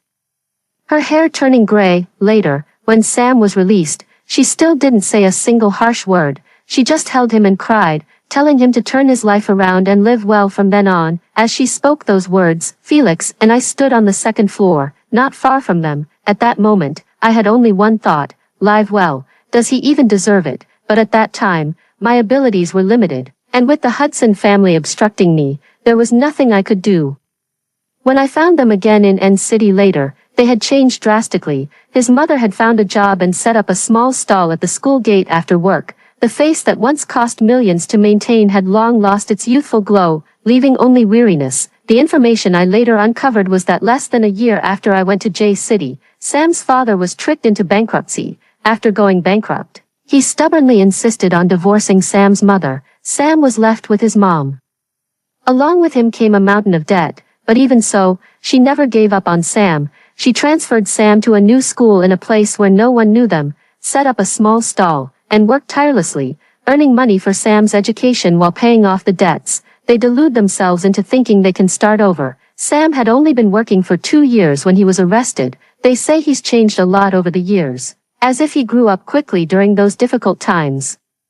He got into a good university and smoothly landed a decent job after graduation. According to his colleagues, he gave all his salary to his mother. When I met him, they were almost done paying off their debts. But how can one not pay the price for their mistakes? To be honest, it's undeniable that Sam's mother truly loved him. At least in that moment when his mother abandoned her dignity and knelt before me without hesitation for his sake, I admit she truly loved him quite selflessly. She pleaded earnestly with me. He made a mistake, and he must own up to it. Whatever compensation you want, just name it. As long as we can manage, I'll serve you like a beast of burden. Even for a lifetime, I'll accept it. But please, I beg you, can you give him a chance to turn over a new leaf? He's already changed for the better now. He won't do those foolish things again. And as I glanced at Sam standing not far away, I replied nonchalantly, fine, I'll forgive him. But at the very least, he should kneel before me too. Let's see his sincerity. I thought Sam would be unwilling, but before his mother could even speak, he had already knelt down swiftly, his knees hitting the ground with a heavy thud. Yet, as I watched them at that moment, all I wanted to do was laugh, truly repenting from the heart and wanting to start a new life. That's just wonderful. What could be more delightful than snuffing out someone's hope just before dawn, at that moment? I also genuinely hoped that he truly had expectations and longing for a new life. Otherwise, how else could I make you understand the taste of despair more viscerally? Sam finally dragged his crippled leg and slowly made his way over. I was the one who had his legs broken, probably because he had already resigned himself to spending the rest of his life in prison. He hid a fruit knife, intending to kill me and end it all. But my hired bodyguard stopped him. I said to his mother right in front of him, "See, he still kills. He hasn't changed at all." Through the thick layer of transparent glass, I heard Sam ask me with restrained anger, "Where's my mom?" I deliberately paused for a moment, watching his expression twist in agony, before leisurely replying, "Dead." Sam's eyes widened instantly, and he stood up in a rage, shouting, "What the fuck did you do?" I watched his reaction with great interest until the guards pressed him down, and he gasped while speaking to me, "I did wrong. And I'll take responsibility for it alone, but this has nothing to do with my mom. If you want revenge, come at me, don't touch her." "How could it have nothing to do with her?" I asked him idly, propping my head up. "Why didn't she teach you how to be a decent person? Isn't it because she spoiled you like this?" Sam glared furiously, clearly enraged to the extreme, yet utterly powerless against me. Suddenly, he said, "Do you really think I'd believe your nonsense?" I smiled indifferently at him. "Probably no one will visit you from now on. Your mother is dead, and I got a promotion at work. I'm moving to another city for better opportunities. While you're laboring in prison, remember to repent often. You ruined your own life with your own hands. And you killed your mother too." Having said my piece, I stood up and walked away without looking back. I ignored Sam's desperate shouts behind me, leaving the visitation room. I didn't feel the anticipated satisfaction of revenge. Those words were all deliberately spoken by me. Actually, his mother isn't dead, but his mother truly won't come again, because she already has a new family, and in this, my instigation certainly played its part. I printed out the evidence that her son was a murderer into booklets and distributed them to everyone around her. I ruined his mother's job, reported her street stall business, and made sure to cause her trouble whenever possible. My stance is clear. As long as she continues to protect her murderer's son, I won't let her off the hook. I know the person Sam cares about most is his mother, but in this world, is there really such an indestructible bond? In the end, I handed her a check for $200,000 and said, "What's the point of holding on like this? Take the money, leave, and start your new life." I had only one condition: she was not allowed to see Sam again, or I would make sure to retaliate. Perhaps the money was too tempting, or perhaps the future promised in those words was too alluring, or maybe, the constant obstacles in life were truly tormenting. She agreed. Sam still doesn't know that his mother had already given up on him long ago. But I don't intend to tell him that. There's nothing regrettable about abandoning someone like him, nor is there anything to feel pained about. He shouldn't expect to spend the rest of his life so easily. I stood at the door and glanced back. If Sam is fortunate enough to get a reduced sentence, they'll already be old by the time he's released. Then I hope, when that time comes, he must, absolutely must, know the truth. Know that his remorse is useless, that years of regret won't change a thing. He was simply abandoned. How pitiful. A light rain drifted outside the eaves. No one spoke around, leaving it somewhat quiet. For a moment, I couldn't help but think of my brother again, back in N City. He would always come to pick me up and take me home. I shook my head, dispelling all these impractical thoughts. But as we walked through the long prison corridor, with autumn rain and muffled thunder, Felix stood there waiting for me, holding only a transparent umbrella. It seems people always recall similar memories from the past because of a certain scene. Felix and I became close because of a rainstorm too. I had just returned to the Hudson family back then and transferred to the same school as Heidi after several moves. Her friends took a dislike to me, so they led the way in ostracizing me. Life wasn't easy for me at that prestigious high school during that time. Though they didn't go as far as personal attacks, being isolated was unavoidable. I wasn't someone who was good at standing up for myself back then. I always chose to endure when possible, so when I found out that the umbrella in my desk had been thrown away by someone, I just stayed silent and prepared to walk home in the rain. But I happened to run into Felix on my way downstairs. He casually asked, "Didn't bring an umbrella?" I absent-mindedly replied with an then added, "Forgot to." He glanced outside the building and, without much thought, said, "All right. Let's go together then." Truth be told, that was only our second time meeting, but he just, with an air of nonchalance, let the umbrella tilt toward me. That tilt lasted for 7 years. Looking back on these years, he truly did a lot for me. He stood up for me against those who bullied me, stand up for me, when I was isolated and helpless. You accompanied me time and again to emerge from the shadow of my brother's death. Sam's father's bankruptcy was orchestrated by him, for which he took a brutal beating from his own father and spent a week in the hospital. Despite having agreed with his family to go abroad, he silently descended from the sky and appeared in N City without a word. He said he would always stand by my side, and I don't doubt it at all, because every word he has ever said to me, he has truly meant. Perhaps Herman wasn't wrong. I'm luckier than Heidi, even though my brother is gone. This world hasn't completely abandoned me. I still have Felix. He has done so much for me, worked so hard, but I was too selfish. I couldn't stay for him, and now, that umbrella is back over my head. I asked Felix, "How did you get here?" He said with a composed expression, "I'm here to take you home." My gaze fell on his rain-soaked shoulders. It felt as if a part of my heart had been dampened too, heavy and slightly swollen. I remembered the first time I came to this prison. He had accompanied me all the way then too. He witnessed me using despicable means to take revenge on them. He's seen me hysterical, acting like a madman, but that day on the way home, I asked him, "Don't you think I'm despicable?" Yet he didn't seem to mind, just naturally patted my head. Then he asked very casually, "Got it. So what are we having for dinner tonight?" And now, I'm lying in the passenger seat of Felix's car, listening quietly as he talks to me. Just like so many times before, he tells me, "That restaurant we often go to in the south of the city has new dishes on the menu again." Said, "Last time I gave CC a bath was just last week, but it keeps running outside. I should catch it and give it another wash." Said, "Yesterday I noticed the sofa seems to have a hole. Should we replace it?" Last time I went furniture shopping, I saw a really nice one. At first, I listened attentively, occasionally responding. But perhaps because I forced myself to meet someone unpleasant this afternoon, I started feeling drowsy. Felix's voice gradually faded away.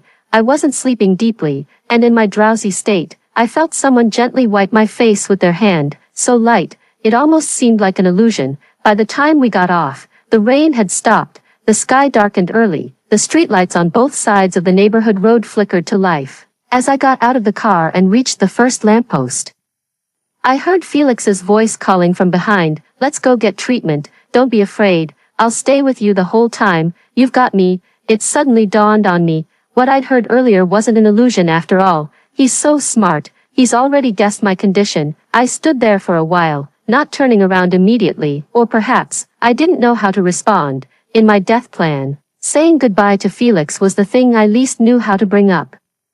I desperately blinked my eyes, trying to hold back the moisture welling up in them. Then, with great effort, I managed to force out a smile. I turned around, pretending to be casual, wanting to say, "Can you stop being so sentimental?" But as soon as I turned, I saw Felix crying, so I couldn't bring myself to laugh anymore. Felix is truly someone who rarely cries. I've only seen his tears twice, and one of those times is now.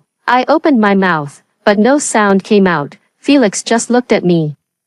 Tears streaming down his face, he forced a smile, pretending not to care, but his voice was choked with sobs, carrying a hint of pleading. "If you can't find a reason to live, then do it for me, for me. Could you stay?" I could only say to him, "I'm sorry." As I turned away, the tears I could no longer control streamed down my face. Fate is so cruel. It offers no perfect solution, forcing you to make painful choices. And all I could do was let go of the person who treated me the very best. Tears vanished the moment I saw Herman. He stood downstairs, his eyes and brows shrouded in shadow. How much he had witnessed of what just happened was unclear. After a long silence, he asked, "Why the tears?" I had no energy left to humor him, just wiped my face, not wanting to appear too disheveled, then ignored him, trying to enter from the other side of the gate. But the moment I passed by him, my wrist was grabbed. Herman stared at me, displeased, and said, "Is it really that hard for you to say a word to me? I just feel disgusted." At that moment, I almost immediately shook off his hand and shouted, "Get out, don't touch me." Perhaps because he rarely saw me yelling like that, Herman looked a bit stunned, but his innocent expression only made me even more annoyed. Why should I suffer so much while he remains oblivious, standing aloof as a mere spectator? If that's the case, why bother showing up and being such a nuisance? So I glared at him and spat through gritted teeth, "Get lost, I don't want to see you." With that, I went upstairs, not bothering to spare him another glance, and he finally understood human speech and didn't follow anymore. Had a dream at night, dreamed about things from long ago, things that happened the year I first came to End City. At that time, I was mentally extremely unstable, during my fits of madness. I would smash everything in the room to pieces and could only calm down by taking medication. In such a state, I naturally despised anyone getting close to me, yet Felix never tired of approaching me, sometimes with a bouquet of flowers, sometimes with freshly cooked meals, or other beautiful gifts, or when I lost my temper, he would sit on the floor holding CC, quietly watching me. When I was exhausted, he would clean up the mess for me, and when morning came, he would open the curtains to let the sunlight in. I can't remember how long this state lasted. I only recall being woken up by construction noise one day, rubbing the sleep from my eyes. I walked to the balcony of my room and saw Felix downstairs, with workers digging the soil using machinery beside him. I called him and asked what he was doing. He answered the phone, turned around, and immediately spotted me standing on the balcony. Then, smiling, he raised his arm and waved at me, "Planting trees." He shouted, loud enough to hear even without the phone, "Spring is here." I squinted at him, and so the world became vibrant. The azure sky, white clouds, and the wooden-tiled roofs painted with fading blue-green hues. The rain from last night hadn't dried yet. The air was damp, the ground muddy. Felix's white shirt was smudged with dirt as he stood amidst a dazzling stretch of green, waving at me. Thus, my true spring has arrived. I dreamed of a path I never dared to imagine. In the dream, I was really with Felix. We were in love, and he treated me as wonderfully as ever, and I started to respond. We bickered, quarreled, occasionally picked each other up from work, and cooked together in the evenings. I don't like cooking, so usually he cooks, and I wash the dishes, but he's not a good cook, so every meal is a test of our acting skills. Perhaps when I find his eyes particularly beautiful, I'll kiss them. Or maybe more than just his eyes. We'll argue, we'll fuss, but we'll also live together in the most ordinary yet blissful way. Then, after another 2 or 3 years, he'll naturally propose to me, and I'll say yes. Then we started preparing for the wedding, arranging the banquet and preparing the invitations. We were too busy to handle everything alone, so we simply called Susan and Elizabeth over, and he also invited his friends. CC was making a fuss nearby, eager to join in. In the end, the whole group abandoned their tasks with laughter and started playing with the cat, but the scene instantly shifted. I stood before my brother's tombstone in a wedding dress, a blissful smile on my face. I smiled and said to him, "Sorry, brother, The painful memories of you end here. Now, I'm going to be happy. At this point in the dream, I was jolted awake in terror. The dream felt so real that it took me a long time to recover. I can't imagine one day forgetting the pain of losing my brother. And then, for the sake of a so-called new life, leaving him behind in that cold gravestone, if I ever did that, I would never forgive myself. At dawn, I packed my things and walked out the door, dragging a suitcase behind me. Opening the door, I found Herman sitting at the entrance, fast asleep. Hearing the noise, he struggled to open his eyes and stood up. I said, "Move aside," perhaps still half asleep. Herman surprisingly didn't lose his temper. He stepped aside and asked, "Where are you going?" I said, "None of your business." CC wanted to jump down and scratch him, but I held her back. Still, she hissed at him. Herman looked down at CC and suddenly asked, "Why were you crying yesterday?" I pressed the elevator button, not wanting to talk to him, but Herman wouldn't let it go and insisted on getting an answer. I stared at him and suddenly asked, "Herman, do you remember saying we'd never have anything to do with each other again?" Herman's face froze abruptly. As if he remembered something, Heidi once attempted suicide, the night I lost the appeal while trying to clear my brother's name. He was her brother too. They say she developed severe depression after my brother died. Her guilt was pardoned by the law, but her soul was burdened with even greater condemnation. So that night, she swallowed sleeping pills. She didn't die. It was discovered just in time. That was the first time Herman appeared at my doorstep after I left the Hudson family. He asked me, "Can you forgive her?" I thought that statement was ridiculous at the time. I also realized that Herman was truly terrifyingly stupid. He thought that by setting aside his arrogance and pride, and uttering a few pleading words, he had already made an enormous sacrifice. The entire world should revolve around him. He should be grateful when he lowers his head, and it's only natural for others to make concessions. So I said to him, "All right," but by Heidi's sickbed, I watched her scream in agony with cold indifference and asked innocently, "Right, why isn't it you who died?" I still remember the stunned reactions of everyone after I said those words. Herman rushed over and confronted me. "Do you even know what you're saying? She almost died just now." I met his gaze fearlessly, then spoke cruelly. "She caused her own brother's death. Shouldn't she die too?" That was probably the only time Herman ever raised a hand against me, but his slap never landed on my face. Felix was beside me, raising his hand to block. Herman's hand slapped against the back of Felix's hand, producing a crisp sound. I heard Felix's furious voice, "Are you fucking crazy?" Meanwhile, Herman continued to glare at me with hatred, saying, "Get lost. I don't want to see you again." I let out a careless laugh and chimed in, "Whatever, you'd better mean what you say."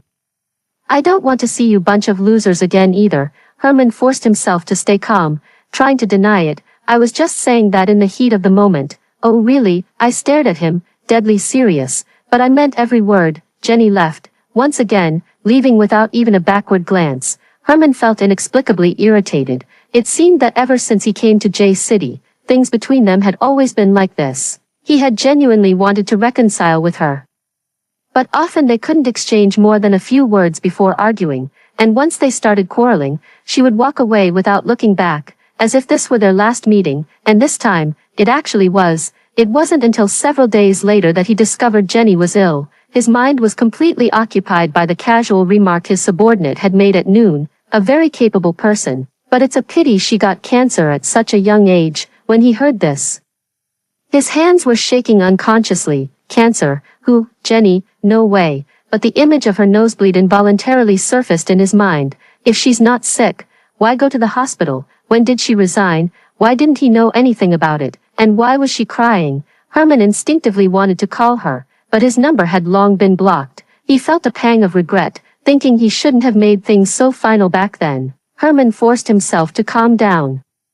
Then had his subordinates take turns calling from different numbers, yet not a single call went through. He suddenly realized that if Jenny was determined to have nothing to do with him, he wouldn't be able to contact her at all. This discovery left him feeling frustrated. He went to her doorstep to wait for her, thinking she would push open the door just like last time, dragging her suitcase and wearing a woolen hat. But when the door opened, the person who stepped out wasn't her.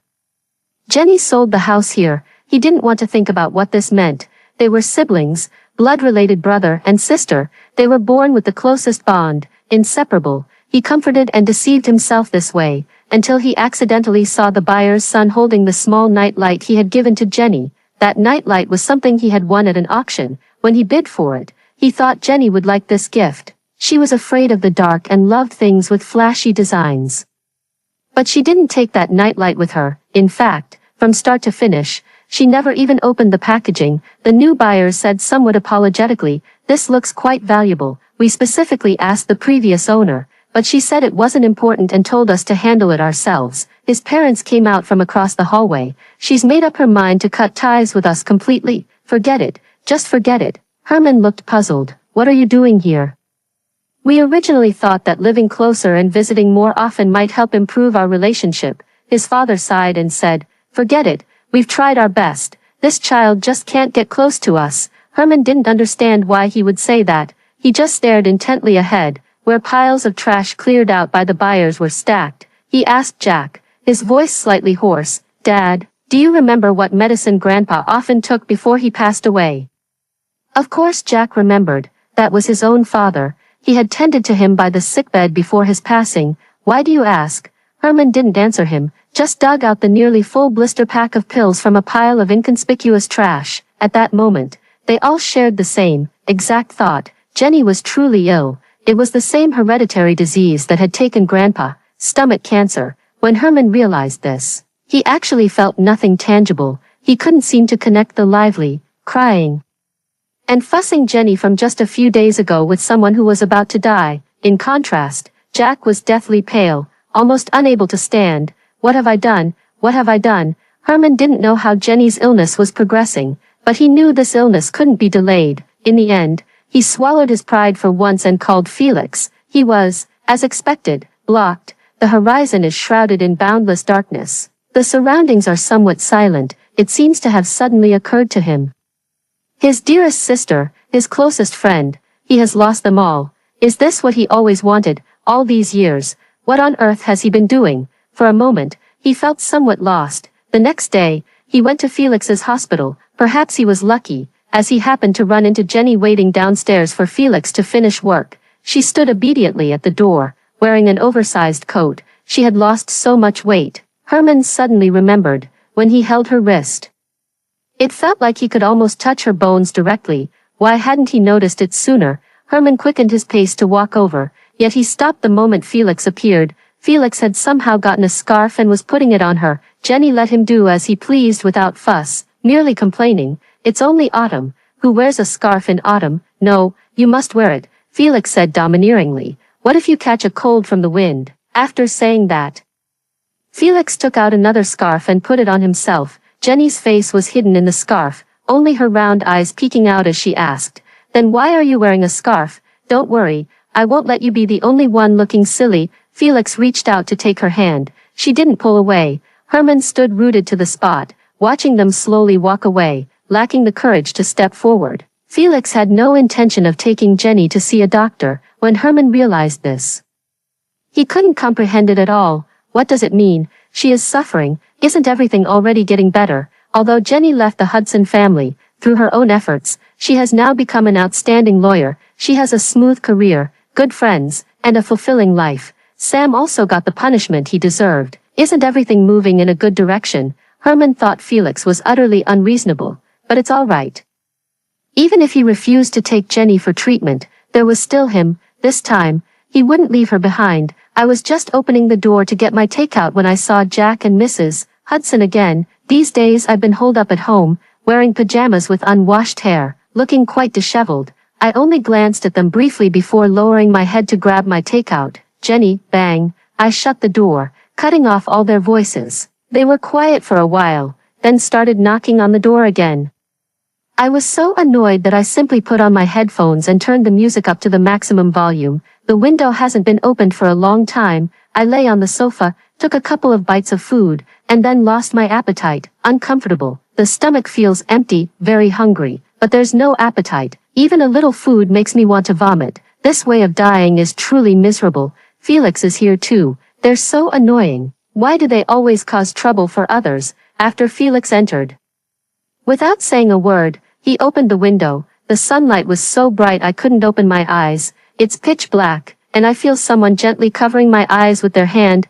Felix whispers softly, go take a shower later. If you're too tired, don't wash your hair. I'll wash it for you when you come out. Tell me what you'd like to eat, and I'll make it for you. Such a familiar feeling. He used to comfort me like this before. I opened my eyes, peering through the gaps between his fingers.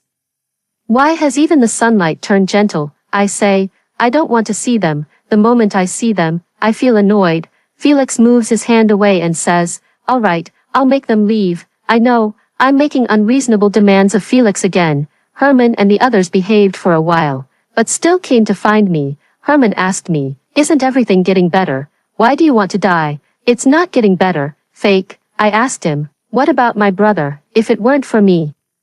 He should have had a better future. Herman paused for a moment and said, that wasn't your fault, so he knew all along. I suddenly found it somewhat amusing. The 18-year-old Herman probably could never have uttered those words no matter what, but it's too late now. Why wasn't it you who died? Don't shift the blame. He died because of you. Who else are you going to ruin? These words kept screaming in my mind. I can't stop it. Let's stop here. Let's stop here. Let's stop here.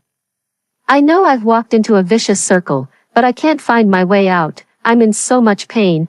Why can't they see it? I threw the bowl to the ground while Jack was still discussing my follow-up treatment plan with Mrs. Hudson. Get out. I snapped without warning, startling them both. What's wrong with you, Mrs. Hudson tried to reach for me, but I loathed any physical contact from either of them. I hate why they have to appear by my side. I hate their self-righteous attempts to save me. Every time I see them, I'm reminded of my brother, thinking of my brother lying cold and lifeless on the ground. I started having insomnia. My stomach began to ache again when I was awake. Taking medicine didn't help. I feel like I'm going crazy. Suddenly, the sound of a key turning came. I looked toward the door. The door opened, and Felix walked in. He didn't seem to notice the mess on the floor and casually asked, didn't you say we were going out for dinner tonight? Let's go. I instinctively grabbed the hem of his clothes. He took my hand and pried my fingers open one by one. Wait, let's deal with the wound first. I spread my hand, revealing the bloodied wound. Only some liquid dripped onto my wrist, drop by drop. This time it's not a nosebleed. It's transparent. It's tears. What are you crying for? Felix reached out to wipe my face, but the tears wouldn't listen at all. I hugged Felix, resting my head on his shoulder, and cried out, I hate them. I hate them. Can you make them leave, please? Felix patted my head, neither agreeing nor refusing. Just when I turned my head to look at them, my gaze became extremely cold. I woke up in the hospital. The doctor said my condition was already terminal. My body couldn't handle it, and I couldn't withstand strong emotional fluctuations. Herman was also there when the doctor said this. He sat dazed on the bench outside the ward, murmuring, how did it come to this? Felix sneered. Wasn't it you who kept pushing her to this point? That's not true, Herman muttered as if talking to himself. I never meant to hurt her. It's just that no one was doing well. Back then, Heidi had depression. She'd sometimes cut herself with a knife. I was afraid she'd do something foolish. So Jenny attempted suicide. Did you know? Felix stared at Herman. Well, not exactly suicide, just that the cuts were a bit too deep. Do you know what the first thing she said was when I found her? She said, don't worry, my brother saved my life. I won't let myself die so easily. Self-harm was a long time ago. It all started on the night I lost the appeal to overturn my brother's case. I never thought about death. My life was bought with my brother's. I was just in too much pain, desperate to ease the weight in my heart with physical suffering. But I didn't cut many times, because Felix found out, when I was discovered. I didn't care and coldly said, it won't kill you. It wasn't until Felix pressed my hand to cut his own with the knife that I realized how glaring the blood was. At that moment, I truly thought he was a madman. Later, while dodging and crying, I yelled at him, are you crazy? Let go. I won't do it again. Only then did he release his grip. I threw the knife away, wanting to hit him. But then I saw he was crying. That was the first time I truly saw Felix cry. With tears in his eyes, he asked me, can you please stop hurting yourself? From then on, I never had the courage to pick up a knife and point it at myself again. Even now, we both bear identical scars in the same spot on our arms. Enough. This is our family matter. Jack said it again like this. I remember those years in N City when Felix helped me overturn the case, even on the day he wanted to take me away. Jack also scolded him with the same cold expression. Enough. This is my home. It's not your place to interfere. At that time, I stood on the second floor balcony and didn't respond to him, but now I stand behind them and speak in a sinister tone. Get out. Jack didn't notice me standing right behind him and suddenly looked a bit guilty. When did you wake up? I didn't want to waste any more words on them, so I casually picked up a fruit knife from the table and pressed it against my own neck. If you don't want me to die right in front of you, then get out, and never show your face in front of me again. Jack looked horrified, unable to speak. Felix rushed over with a frown, gripping the blade without flinching. Let go. I felt a bit wronged. He'd never spoken to me like that before, but in the end, I obediently released my grip. The knife clattered to the ground with a loud clang. A nurse entered. Felix wiped the blood from his hands and said, bandage her first. Through the transparent window pane, I finally realized, so much of that blood might not have been Felix's after all. My mom came. She brought some soup she had prepared and poured it for me, but she understands me a bit better than Jack and the others. She didn't mention the past at all. I couldn't drink any more soup. My mother looked at me, and her expression suddenly softened a little.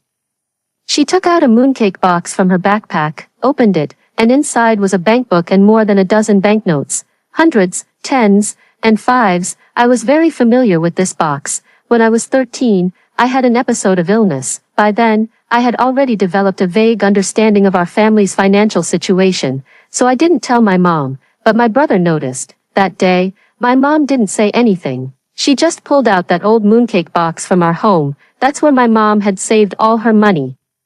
She took me to the hospital. Fortunately, we went early, and the condition was quickly brought under control. I don't know why she brought this mooncake box with her. Of course, carrying it around wouldn't be of any use. All this money was saved up by your brother for you. Besides these small amounts here and there, there's also a passbook with over 10,000 yuan saved in it. My hand stirring the spoon suddenly froze. Your brother always insisted on going to bring you back.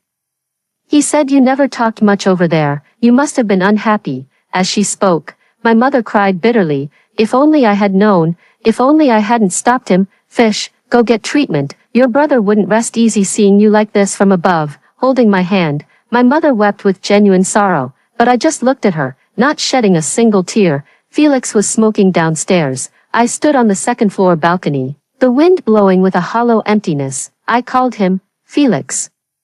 If I jump from here right now, would you catch me? Felix's voice came through the phone. No, it's too high, you'll get hurt. It's actually not that high, not even as tall as the walls we used to climb back in high school. I tucked the phone into my pocket and climbed over the railing. Felix looked nervous. Jenny, don't jump. I jumped anyway. Felix caught me and we rolled on the ground a few times. When he got up, he wasn't angry. He just brushed the dust off me and asked, did you hurt yourself anywhere? I shook my head. No. After a moment's thought, I added, I think I'm out of energy. Carry me on your back. Felix crouched down. I don't know where to go, so Felix carries me on his back and walks slowly. I rest my head on his shoulder and say, let's run away. Run faster. Catch the first ray of morning light. Board the roaring train of time. Run faster. Run into the unreachable future. Felix walked at a steady pace and asked me, where do you want to go?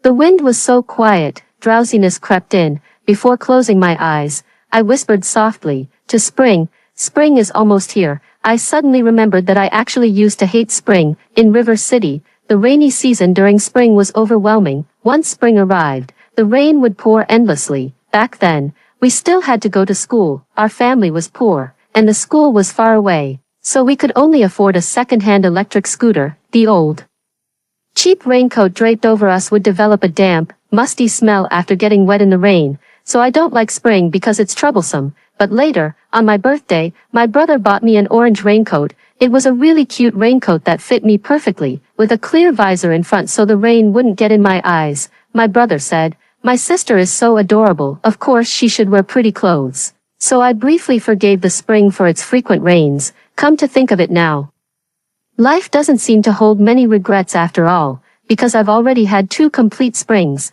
On the way to N City, the high-speed train swiftly passed by the surrounding scenery. I popped a candy into my mouth, but the taste was bitter. Returning to an old haunt, the abandoned building that was like a nightmare 7 years ago has now completely turned into an unfinished construction project. All these years, nothing has changed. A thick layer of dust covered the ground.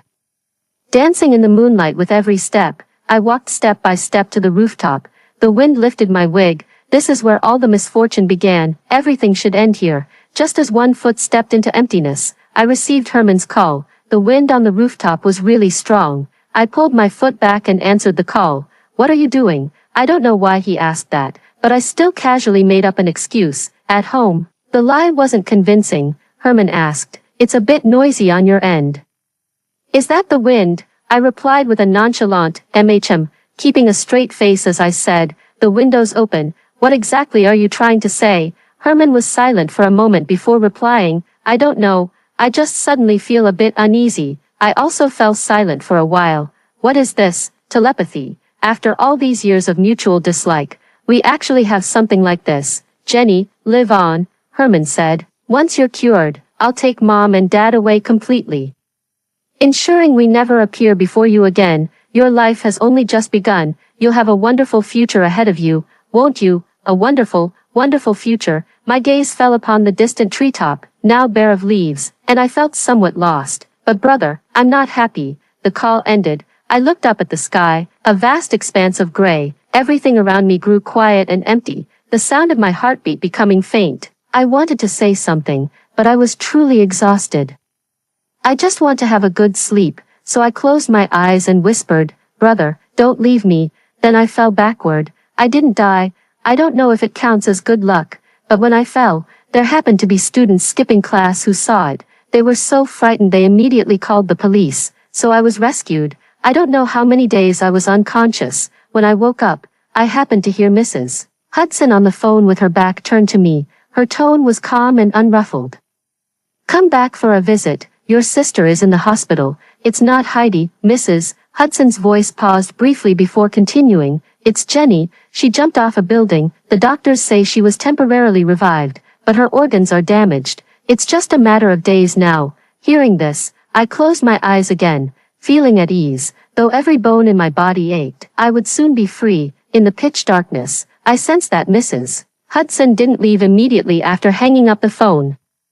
She stood by the hospital bed for a long time and softly called out, "Jenny." I didn't open my eyes. I was exhausted. I didn't want to deal with any of them anymore. Half asleep, I heard Mr. Hudson's voice. He kept murmuring in my ear for a long time, a bit noisy. Eventually, he probably got tired of talking. It was quiet for a while. "The nurse said she saw you open your eyes. Jenny, are you mad at Dad?" I didn't want to listen to him. "Jenny, say something to Dad, please." I was wrong. I shouldn't have treated you like that. It's so noisy. Opening my eyes again, I sensed a fleeting, fuzzy touch lingering on my arm, left again in a flash. "CC, no mischief." Felix reached out and scooped CC back, then turned to meet my gaze again. I feel a bit embarrassed, because I think I must look awful right now, covered in tubes. "You're awake." His tone was so ordinary, as if this were just another normal day. I didn't fall and hurt all over. It was just like any other time. I simply took a nap. I winked at him, want to ask him why he's here. J City is very far from here, but my throat feels like it's leaking air, and it hurts terribly. Felix said, "Don't talk anymore. The doctor said your vocal cords are damaged, and speaking will be painful." I blinked my eyes and still whispered to him very quietly, "I'm sorry." Felix reached out and touched my eyes, saying, "No need to say sorry. Do what makes you feel at ease. No need to say sorry." His hand then moved to my forehead, softly asking, "Why are you a bit warm? Do you have a fever? Get some sleep. When you wake up, you won't feel so bad anymore." At that moment, I almost immediately understood what he meant. Of all people, only he truly understands me. And only he truly feels the pain of my suffering, so he wouldn't just watch me suffer like this, waiting for death. I wanted to shake my head, but I couldn't. My body felt as if it had turned to stone. All I could do was whisper, don't do something so cruel to yourself. Don't end up like me, trapped by yourself with no way to break free. Don't let the thought of me become a burden in the future." Felix heard it. He turned his face away as if secretly crying again. My mother arrived at the hospital room under the last crescent moon. The doctor had just issued the critical condition notice. Over the past 2 days, many people had come and gone in the hospital room. She seemed to have come in a hurry, wearing only a coat, slippers on her feet, and her hair slightly disheveled. The moment she saw me, she seemed almost afraid to recognize me. Only when she came closer and saw clearly did she finally confirm that the person lying on the hospital bed, covered in tubes and wounds, was me. Looking at me, her eyes welled up with tears. "Why did you jump? Do you know how high that building was? How could you dare to jump? Why didn't you tell me when you were sick? Why didn't you tell me when something happened? Am I not your mother? Is there anything you can't even tell your own mother?" I struggled to look at her, feeling somewhat dazed. I thought about the first time I was diagnosed with cancer. My mom spoke harshly. Yet she still took out all her savings to pay for my treatment. She said, "If the sky falls, I'll be the one holding it up. You two don't need to worry." Across the span of many years, my mother's figure gradually overlapped with the way she used to be. My gaze lingered on her face, and after a long pause, I whispered softly, "Mom, you've gotten so old." To hear me clearly, my mother leaned in very close to me. Once she understood, she burst into tears and laughter. "How could you be so foolish? How could you do such a foolish thing? You never listened to me at all." And I smiled at her very lightly and said, "Mom, I see my brother coming to pick me up." The pain seems to have lessened. I seem to realize belatedly that I'm really about to die. Do people see their life flash before their eyes when they die? Will I get to see my brother? My mother stared at me blankly, her expression seemingly frozen, with tears hanging precariously on her face, neither falling nor retreating. I was wrong. "I'm sorry," my mother suddenly snapped back to reality, as if drained of all strength, collapsing weakly. "I'm sorry, I'm so sorry, don't blame me, I'll take you to get treatment. You always listened to me when you were little." My mother rambled incoherently, her hands trembling as she reached for the emergency call button. So I didn't hear that sentence. "Mom, I really miss my brother." Or perhaps it was just my hallucination. I probably didn't even have the strength to speak anymore. So I gently closed my eyes. My mother, gripping my hand by the hospital bed, suddenly shouted into the air, "Chandler, Chandler, don't take her away. She's still young. She hasn't grown up yet." Something drips onto my hand and quickly spreads. In a daze, I seem to hear the sound of a phone hitting the ground. "Mr. Hudson," urgently calling my name, and the anxious voices of medical staff. Then these sounds grow very, very faint. It feels as if my soul is floating away. Then, in the pitch darkness, I saw a white speck of light. I floated over lightly and saw my brother standing there, squinting at me with a smile. Herman's side story. When he received his mother's call, Herman was far away in country M across the ocean. He went to great lengths to contact an expert specializing in this type of cancer. After reviewing Jenny's medical records, they didn't immediately dismiss the case. Instead, they said they needed to see the patient in person and conduct a comprehensive examination. Perhaps it wasn't entirely incurable. Only then did the weight that had been pressing on his heart for days finally lift. Until that moment, he still believed he could save Jenny, snatch her back from death's grasp. He was discussing their travel arrangements with the doctor when his mother called. It was one of the rare times he hung up on his mother, but when he called back, what he heard sent a chill down his spine. "Who jumped off the building? Is it Jenny? How could it be?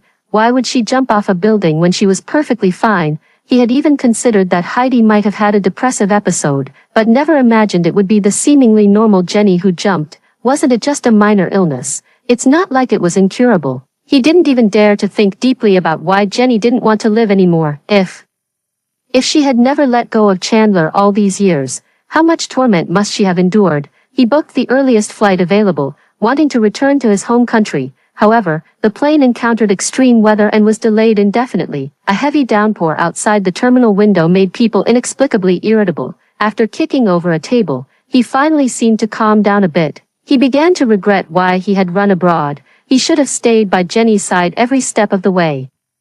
He should have noticed it earlier. If she wanted to live, why would she refuse treatment? There were so many obvious anomalies. He said, why would she agree to have dinner with them? Given her temperament, she should hate them enough to never see them again for the rest of her life. How could he be so foolish as to think that after all these years, she would forgive them? As soon as he got off the plane, he boarded the car that came to pick him up, but halfway through the drive, he suddenly felt an inexplicable unease. "My heart feels like it's being squeezed," unbearably stifling. He suddenly remembered that just a couple of days ago, he had felt the same way. His first thought was whether something had happened at home, but in an instant, a familiar face flashed through his mind. Jenny, standing in the narrow aisle, looking down at him with lowered eyes. He called her, but no one answered. He had no choice but to call his parents and Heidi again. They were all fine, so he became more concerned about whether something had happened to Jenny, although there may not necessarily be any inherent connection, but he who believes has it. On the phone, she said, "Say you're sorry to me, and maybe I'll forgive you." At that time, he thought she must have hated him. He naively thought, "Then hate me. Hate me so much you never want to see me again." At this point, it seemed there was nothing left about him that could still concern her. "If you hate me, I promise to wait until you're cured, then never appear before you again." That was the only pitiful bargaining chip he had left. The driver, noticing his pale complexion, slowed down the car and handed him a motion sickness pill. He looked at the small box containing the motion sickness pills. It was something Jenny had bought many years ago. It suddenly occurred to him that their relationship hadn't always been this strained. He still remembered back in high school when he and Felix were in the same class, and Jenny always followed behind him, asking if he could take her along. When she faced him, she always seemed a bit cautious, as if afraid of being disliked. Back then, he couldn't speak, so he always kept a cold expression, but in truth, he wanted to say that he didn't dislike her, so it would be fine to get a little closer. How could he possibly dislike her? At the age of 3, people would often ask him, "Do you want a little brother or a little sister?" He would touch his mother's belly, always giving the same answer, "I want a sister." She was the little sister he had always longed for, but as he grew older, he saw his mother whip Heidi's hands with bamboo sticks, make her strip down to a thin autumn shirt and stand outside in the dead of winter, or force her to kneel as punishment for even the smallest mistake. He felt this version of his mother was unfamiliar, so he always shielded Heidi. He was the older brother. Wasn't it his duty to protect his little sister? So it seems to have become a habit that's hard to break. On the night his parents discussed bringing Jenny back, all he could think about was, what would happen to Heidi? She had suffered so much, finally gaining a bit of acceptance from her mother. Would she have to move somewhere else again? What if her mother turned out to be as biased as his own mom? She wouldn't tell on him anyway, so even if she got beaten, she definitely wouldn't say a word to him, so he was dead set on keeping Heidi at home. His parents couldn't persuade him otherwise and reluctantly agreed in the end. On the day they were supposed to pick up Jenny, all 4 of them had originally planned to go, but Heidi said she wasn't feeling well and didn't go. He thought for a moment, walked to the door, but then turned back. He was afraid Heidi might be hiding in her room crying alone, just like every time she was scolded by their mother when she was little, and just like countless times before, he had once again accurately sensed her sorrow. Heidi asked him, "Brother, will you ever abandon me?" That was the only time Heidi ever asked him that. Usually, she habitually smiled at everyone, her eyes narrowing into slits. She kept all her unease and sorrow hidden inside. He was silent for a moment, then said, "No. I'll always be on your side." But he still didn't dislike Jenny. He just keenly sensed Heidi's unease, so he deliberately made things awkward for Jenny. He didn't dare show the slightest favoritism toward Jenny. That would have hurt Heidi. It wasn't until Felix approached him and asked, "Did you know Jenny is being bullied at school?" that he realized the severity of the situation. That night, he couldn't sleep. After wrestling with his thoughts for a long time, he went to heat up a cup of milk. Then he knocked on Jenny's door and said to her, "You can tell me if you're being bullied in the future." She looked at him with some surprise but obediently took the milk and said, "Okay." He turned to leave but, after a moment's thought, turned back again and sincerely apologized to her. He said, "I'm sorry, I was careless, but if you ever have any problems, you can tell me," and Jenny said okay, then smiled until her eyes curved into crescents. Their relationship started to improve from that time. Back then, he realized that he still found her quite adorable. If the whole Chandler incident hadn't happened, they clearly should have been very important people in each other's lives. Actually, it was just a matter of a few seconds of stunned silence. He reached out to take the motion sickness pill and swallowed it whole. He wanted to call Jenny, but when his finger hovered over her name, it suddenly dawned on him, she couldn't answer his calls anymore, so he called his dad instead, asking him to check on Jenny in her hospital room. He remembered clearly that he had sensed it before. That sense of powerlessness inexplicably made him feel panicked, but accompanied by hurried footsteps. He didn't hear anyone speaking, only a loud clang. It seemed his father's phone had fallen to the ground. The surroundings began to grow noisy, with the sound of carts sliding across the floor. Many people were gathering nearby, and he could faintly hear the word resuscitation. At that moment, he seemed to realize something. Even his breathing became quieter. but he dared not dwell on it. The surrounding scenery kept receding, and in his dazed state, he suddenly felt a desperate plea. If gods truly existed, could they save her? He urged the driver. Can you go any faster? We're already speeding, President. The driver's words mingled with the sound of the phone ringing in his ears. I'm sorry, we did everything we could. The car came to a stop. He pushed the door open but felt unsteady, his legs giving way as he collapsed to his knees. His stomach churned violently. Closing his eyes, he vomited. Dad was so agitated that he had a heart attack. By the time he arrived at the hospital, Dad's surgery had just finished, and he hadn't woken up yet. He went to see Jenny again. He stood outside the ward, steeling himself many times before finally gathering the courage to push the door open and walk in. There were quite a few people gathered around her hospital bed, crying. The only one with a calm expression was Felix, who stood at the foot of the bed, silent. The little tabby cat that used to hiss at him was now curled up quietly in Felix's arms, peering with clear eyes toward the hospital bed. But Felix held it firmly to prevent it from running around. Suddenly, he calmed down. The tears here were all too hypocritical, so he didn't shed tears, nor did he appear utterly heartbroken. Only when handling the funeral arrangements did he ask Felix, "Will you do it or shall I?" It was one of the rare moments in recent years when the two of them could sit down and talk properly. But Felix looked at her for a long time before finally saying in a low voice, "You do it." He had been busy all day preparing for the funeral arrangements. During that time, his father woke up, and the first thing he asked was, "Is Jenny okay?" The hope in his eyes was too fervent. No one had the heart to tell him the truth. In the end, it was Herman who spoke, as if delivering a verdict. "She's dead. The body is still in the ward." His father's eyes instantly dimmed. Herman helped him to the ward. His father looked at the already cold corpse, and suddenly, despite being an old man, he burst into tears.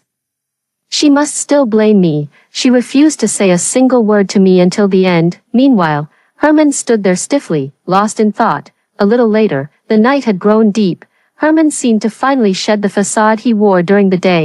He pushed open the hospital room door, only to see his mother sitting there, staring motionlessly at Jenny. He turned to leave but was called back. "Herman," his mother didn't look at him, her gaze never leaving Jenny's face for a moment. As if speaking to herself, "Before I was pregnant with Jenny, your father's company had just gone public. He was busy with social engagements every day. One day when I went to pick him up, I was noticed by his business partner's driver. That man was Heidi's father." As she spoke, her face showed more of a despairing calm. "Later, when I got pregnant with Jenny, do you know, I couldn't even tell if Jenny was your father's child or that scum's offspring. I thought about aborting her. But I didn't dare tell anyone about it. I hated that bastard, so I switched the babies. I wanted revenge on him." Herman stood at the door, listening to her with his head lowered. After a long silence, he finally asked, "Why are you telling me all this?" The truth, when revealed, was ugly and unsightly. He knew he had no right to blame his mother, but he was simply too exhausted to muster any extra energy to comfort her. He said, "You don't need to explain to me. You haven't wronged me, so there's no need to confess to me or seek my forgiveness." After speaking, he turned to leave. Just as his hand touched the doorknob, he heard his mother say, "I thought about whether to tell her. That day, I saw her lying on the bed covered in injuries, and suddenly I felt afraid she might hate me forever. But then I thought, if I were to use such a pitiful experience to beg for her forgiveness, that would be too selfish." Herman didn't know what to say.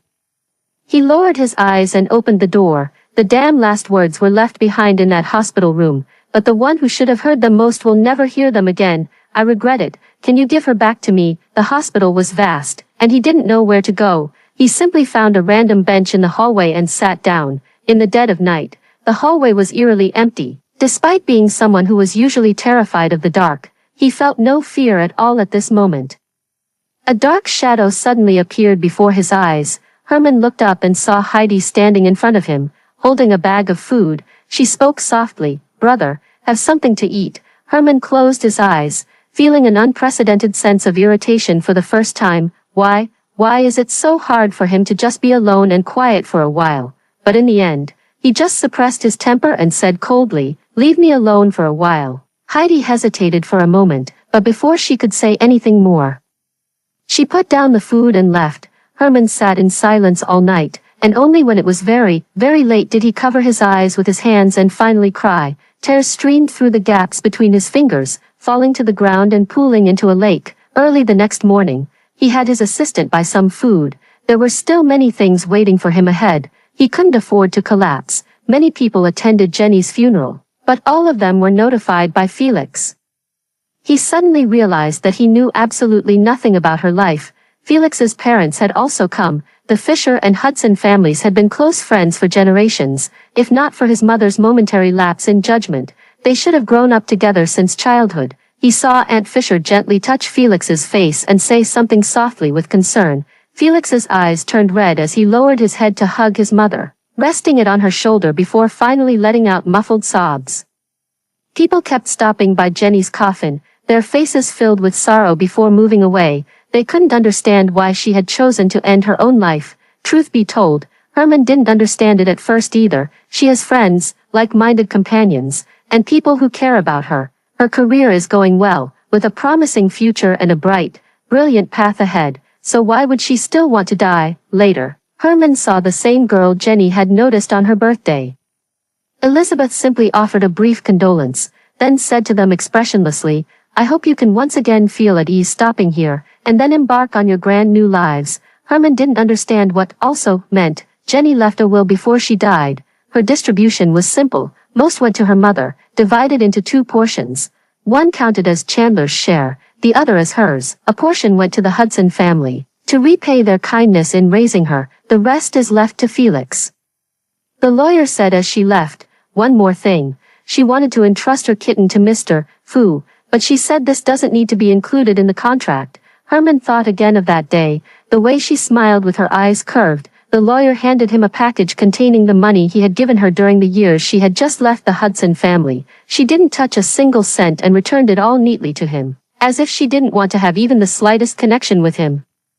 His mom and Chandler's mom started arguing again. Apparently, it was over a photograph, a very old photograph. In the picture, Jenny appears to be only 4 or 5 years old, with a round face and big eyes. Her forehead was wrapped in gauze, likely from some bump or scrape. She was eating candied hawthorns, while Chandler held her hand and watched the road beside her. Herman only then realized that his mother had actually visited Jenny when she was very young.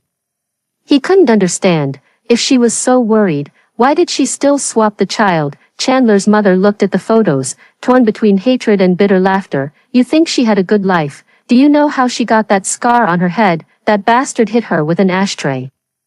When I saw her, her face was covered in blood. It took 17 stitches at the hospital to patch her up, and you actually thought she was doing well. Do you know why Chandler always keeps such a close eye on her? Because that bastard sold her once. The man who bought her was a sadist. She was only 4 years old when he made her wash clothes by the river in the dead of winter. She almost drowned. When I pulled her out of the water, her body was covered in bruises and wounds. I'm telling you, she's had a terrible life, absolutely terrible." His mother went mad, rushing forward to confront her. How dare he treat her like that? How dare you? Chandler's mother grabbed Heidi, rolled up her sleeve to reveal the scars of old injuries.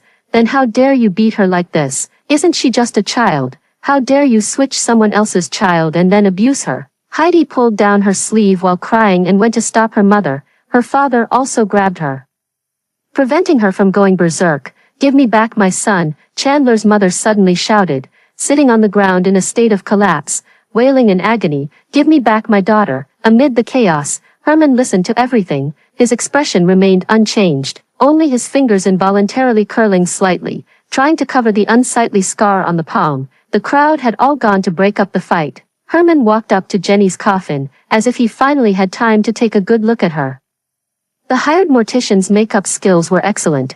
She looked beautiful. Staff members were coming and going nearby. Herman spoke up, finally willing to say a few more words. He asked, "Is the window open? It feels a bit cold." A staff member replied, "We opened it a little for ventilation. If you're feeling cold, I can go close it now." "No need," he said. The staff member seemed to want to say something more, but was tactfully pulled away by a colleague nearby, yet his eyes remained unblinking. Tears streaming down his expressionless face, he whispered softly, "I'm sorry, I didn't notice. I never realized you were in such pain all along. I never realized you weren't happy at all." How could I, as your brother, be so oblivious? While sorting through Jenny's belongings, he came across the birthday gift he had given her. It was casually placed in the corner by the desk, its packaging already covered in dust. Herman froze for a moment before walking over and unwrapping it. Inside was an expensive little night light, beautifully designed. Actually, Jenny was also afraid of the dark. When was it discovered? It's been so long that he can't remember anymore. But why didn't you give it then, and insist on giving it now? That lamp was eventually thrown into the trash by Herman. Belated sincerity is worthless. Just when it was being discarded, a photo fell out from Jenny's belongings. It looked very old. The photo had already faded the moment he saw the photo. Herman suddenly thought of something. He opened Jenny's phone from when she was alive and scrolled through her chat history with Chandler. All those records were still perfectly preserved. Finally, in the records from 2017, he found the exact same image as the photo. Jenny, bro, I'm doing really well here, and I've even made an amazing friend. The attached photo was clearly taken from a sneaky angle. In the picture, Felix was still wearing his high school uniform, the zipper of his jacket undone. Sitting lazily against the back desk, playing with his phone while a lollipop dangled from his mouth. But why go through the trouble of printing this particular picture? Herman picked up the photo and placed it back into the box. The box contained a collection of rather scattered items, an orange raincoat, a few literary anthologies, and some other miscellaneous things, postcards, autographs from favorite authors, good luck charms. They were all things that weren't particularly valuable. But clearly prepared with care, they were important items Chandler had given her. But why? Were photographs also considered important things? He seemed to catch a faint glimpse of the radiant emotions she once harbored in her youth, yet the more he pondered, the more unsettling it became. Fate pushes people to grow and part ways, but standing here 7 years later amidst the ruins, how should one face those once delicate fragments of beauty? The funeral ended, and the crowd dispersed. Herman hadn't left yet, and Felix walked over with a bouquet of flowers. Herman thought Felix would probably tell him to get lost. He truly didn't deserve to stand before her tombstone repenting, but that didn't happen. Felix simply placed the flowers down and quietly gazed at the photo on the tombstone. It was a smiling photograph. She stood under the tree, with a fresh bud intruding into the frame. Herman didn't know when this was taken, but she looked somewhat happy in the photo. Herman felt like leaving, but halfway through, he touched the photo in his pocket again. After hesitating for a while, he still wanted to turn back. Turning around, I heard Felix say, "I'm going abroad and probably won't be coming back." A light drizzle fell from the sky as Felix stood there in a black suit, without an umbrella. He reached out to touch the tombstone, his voice cool and detached. "I'll take CC with me, and then I'll probably forget you." As Felix passed by Herman, he opened his mouth, wanting to call out to him, but no sound came out. What should I say? How could you forget her? You're all she has. Without you, what would she do? But how could he demand this of Felix? He stood there in a daze, unable to snap out of it for a long time. The night before Felix went abroad, Herman hadn't planned to see him off, but clutching that yellowed old photo, he suddenly had a change of heart, got into a car in the garage, and drove toward Felix's place. When he arrived, Felix was downstairs, not far away. Someone set off fireworks, painting the sky in brilliant colors. He walked over, and Felix only said 2 words to him, "Be quiet." Then, with earnest focus, he looked up at the fireworks again. Herman had grown up with him. How could he not know that Felix had never been interested in such flashy, superficial things since childhood? He just remembered the fireworks factory that Jenny had visited. Only then did he realize that this fireworks display was prepared by Jenny. Counting carefully, if not for being resuscitated and delaying a few days, today would have originally been her 7th-day memorial. Herman looked down and saw Felix clutching a few sheets of paper in his hand. What is that? A suicide note. What did she write? He suddenly wanted to know, but Felix didn't show it to him, only tossing out a light remark, "Didn't mention you, all these years."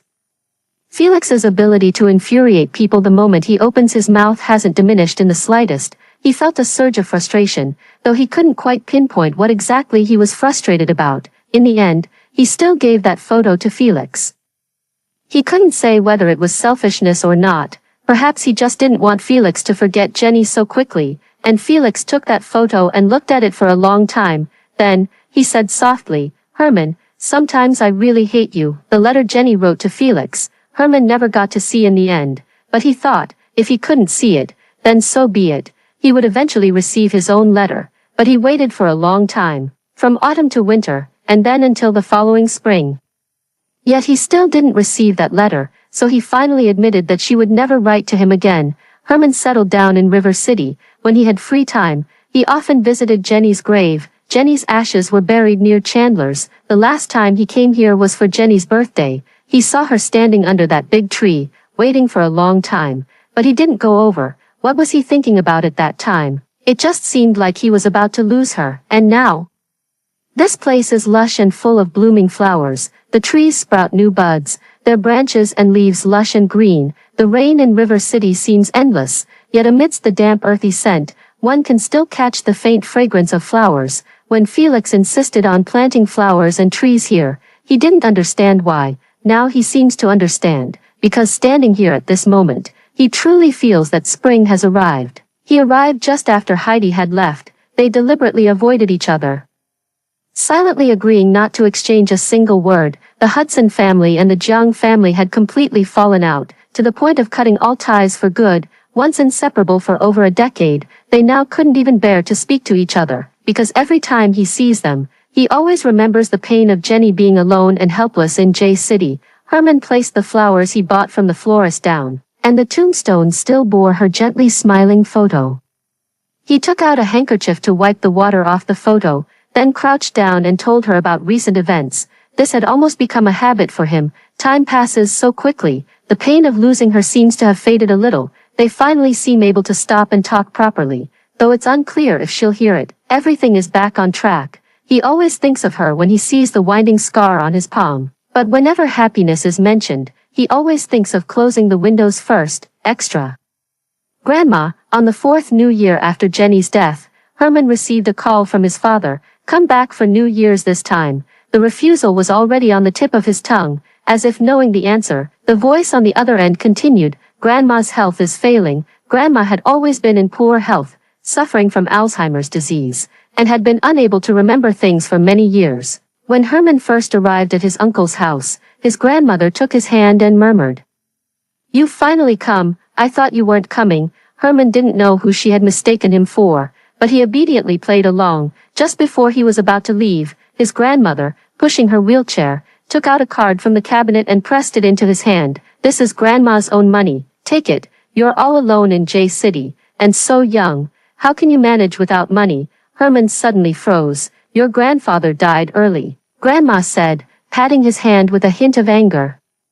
"Otherwise, he would have stood up for you. What your father did was utterly despicable." Herman clutched the thin card tightly, unable to speak. That New Year was exceptionally quiet. His mother had become unusually silent since Jenny passed away. Her eyes were vacant, her hair gray, as if she had aged 10 years. In her occasional moments of confusion, she would still call out Jenny's name. The sunny bedroom upstairs was completely redecorated by her insistence, with everything inside replaced. Herman didn't understand why she did this at first, until one day, his mother asked him, "When is Jenny coming home? She hasn't seen her room yet." Only then did Herman realize that his mother might truly be ill. The psychologist said it was a self-protection mechanism of the brain, causing her to forget many things. Forget it. Herman didn't know what to say. Every time his mother held his hand and asked about Jenny, he remained equally silent. After that, he came home less and less often. If it weren't for Grandma, he wouldn't have planned to come back this time.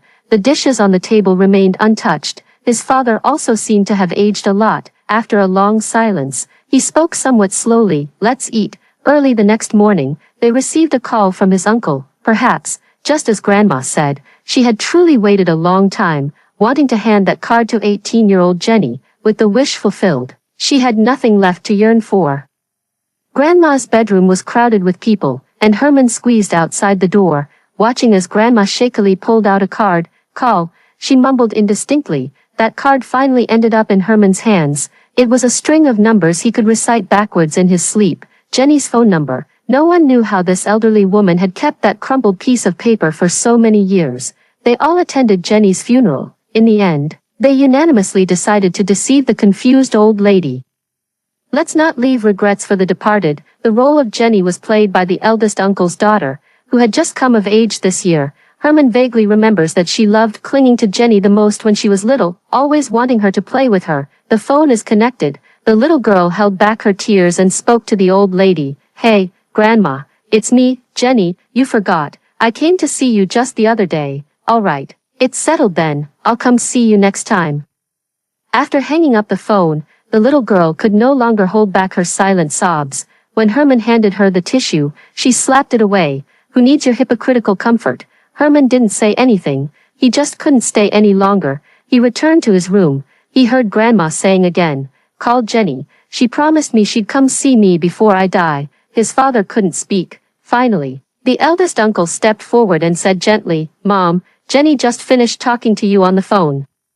Don't you remember? Who are you trying to fool?" The person who answered the phone just now clearly had a child's voice. "Our Jenny is already 30 this year." Grandma's gaze was unusually clear, as if she had a sudden burst of clarity. "You dialed the wrong number." But why would someone admit to being Jenny when it's a wrong number? A room full of people, yet not a single word was spoken. No one expected her to suddenly regain clarity. The old woman sensed something from everyone's reactions. She waved her hand, signaling Jack to come closer, and said sternly, "Where's Jenny? Don't lie to me. I'm already halfway in the grave." His father cried out, "Mom," but no matter what. He couldn't bring himself to say it. In the end, it was his uncle who answered for him. "Jenny passed away 2 years ago, from an illness." Grandma refused to believe it. "How could that be? She just sent me pastries a couple of days ago." Herman and the others knew nothing about this. In the end, it was the little girl who often cried that solved their confusion. Sister placed a multi-year order with the manufacturer all at once. "I see," Grandma asked again. "Then what illness did she have?" "Stomach cancer, the same illness that took Grandpa." But I couldn't be bothered to continue the conversation with him, so I just said, hanging up, "But this disease is hereditary. Since Grandpa passed away from it, the Hudson family has arranged annual specialized health checkups." Even Heidi never missed those annual physical exams during her years with the Hudson family. Yet the one who needed examination the most was overlooked. "You're playing favorites again," Grandma pointed at Jack angrily. "Did you only care about Heidi and neglect Jenny again?" His father just wept, as if standing before his mother, crying like a child once more. The hand gently withdrew, and Grandma lay on the bed, somewhat exhausted, saying, "You always say I favor Jenny, but all of you only favor Heidi, with no one left to care for her. How hard her life must be." She waved her hand, signaling for them all to leave. "If I had known it would be like this, it would have been better not to bring her back. Just let her live a peaceful life in N City." The old lady seemed tired and slowly closed her eyes, and never opened them again. The old lady ultimately passed away with regrets. At the funeral, by the time Herman noticed, his father and his aunt were already arguing again. The aunt pointed at his nose and scolded, "You have siblings too. When the old lady used to divide fruit among you as kids, you'd throw a tantrum if your brother got a slightly bigger piece. How could you be so heartless?" The uncle sternly intervened. "Enough, that was so many years ago." Auntie's eyes turned red with anger. "How can we move on? That child Jenny was only 26 when she left. If you hurry up, even your youngest will be older than she was." Herman stood where he was, suddenly feeling exhausted. On the way back, his father was dead drunk, refusing to go home. "No one's home. I won't go back." Herman didn't know if his father would also think of those years when Jenny was at home, when the house had once been lively too. In the end, he took his father back home. As they were leaving, his uncle took his hand and said, "Don't blame your father. Your grandfather passed away from this illness, and now his child is gone because of the same disease. He's heartbroken." Herman lowered his eyes and remained silent. After returning home, his father attempted suicide once, but was discovered in time by the family's housekeeper and saved. When Herman went to see him, he was lying in a hospital bed. Upon seeing him arrive, he showed some vulnerability and said, "I think I had a nightmare." But they both knew very well that it was not a nightmare. They will spend their entire lives, in every moment they think of her hereafter, feeling regret. After hearing the story above, what are your thoughts? Feel free to share your opinions in the comments section. Looking forward to hearing from you. If you liked this story, don't forget to like it, share it, and subscribe to my channel. See you next time.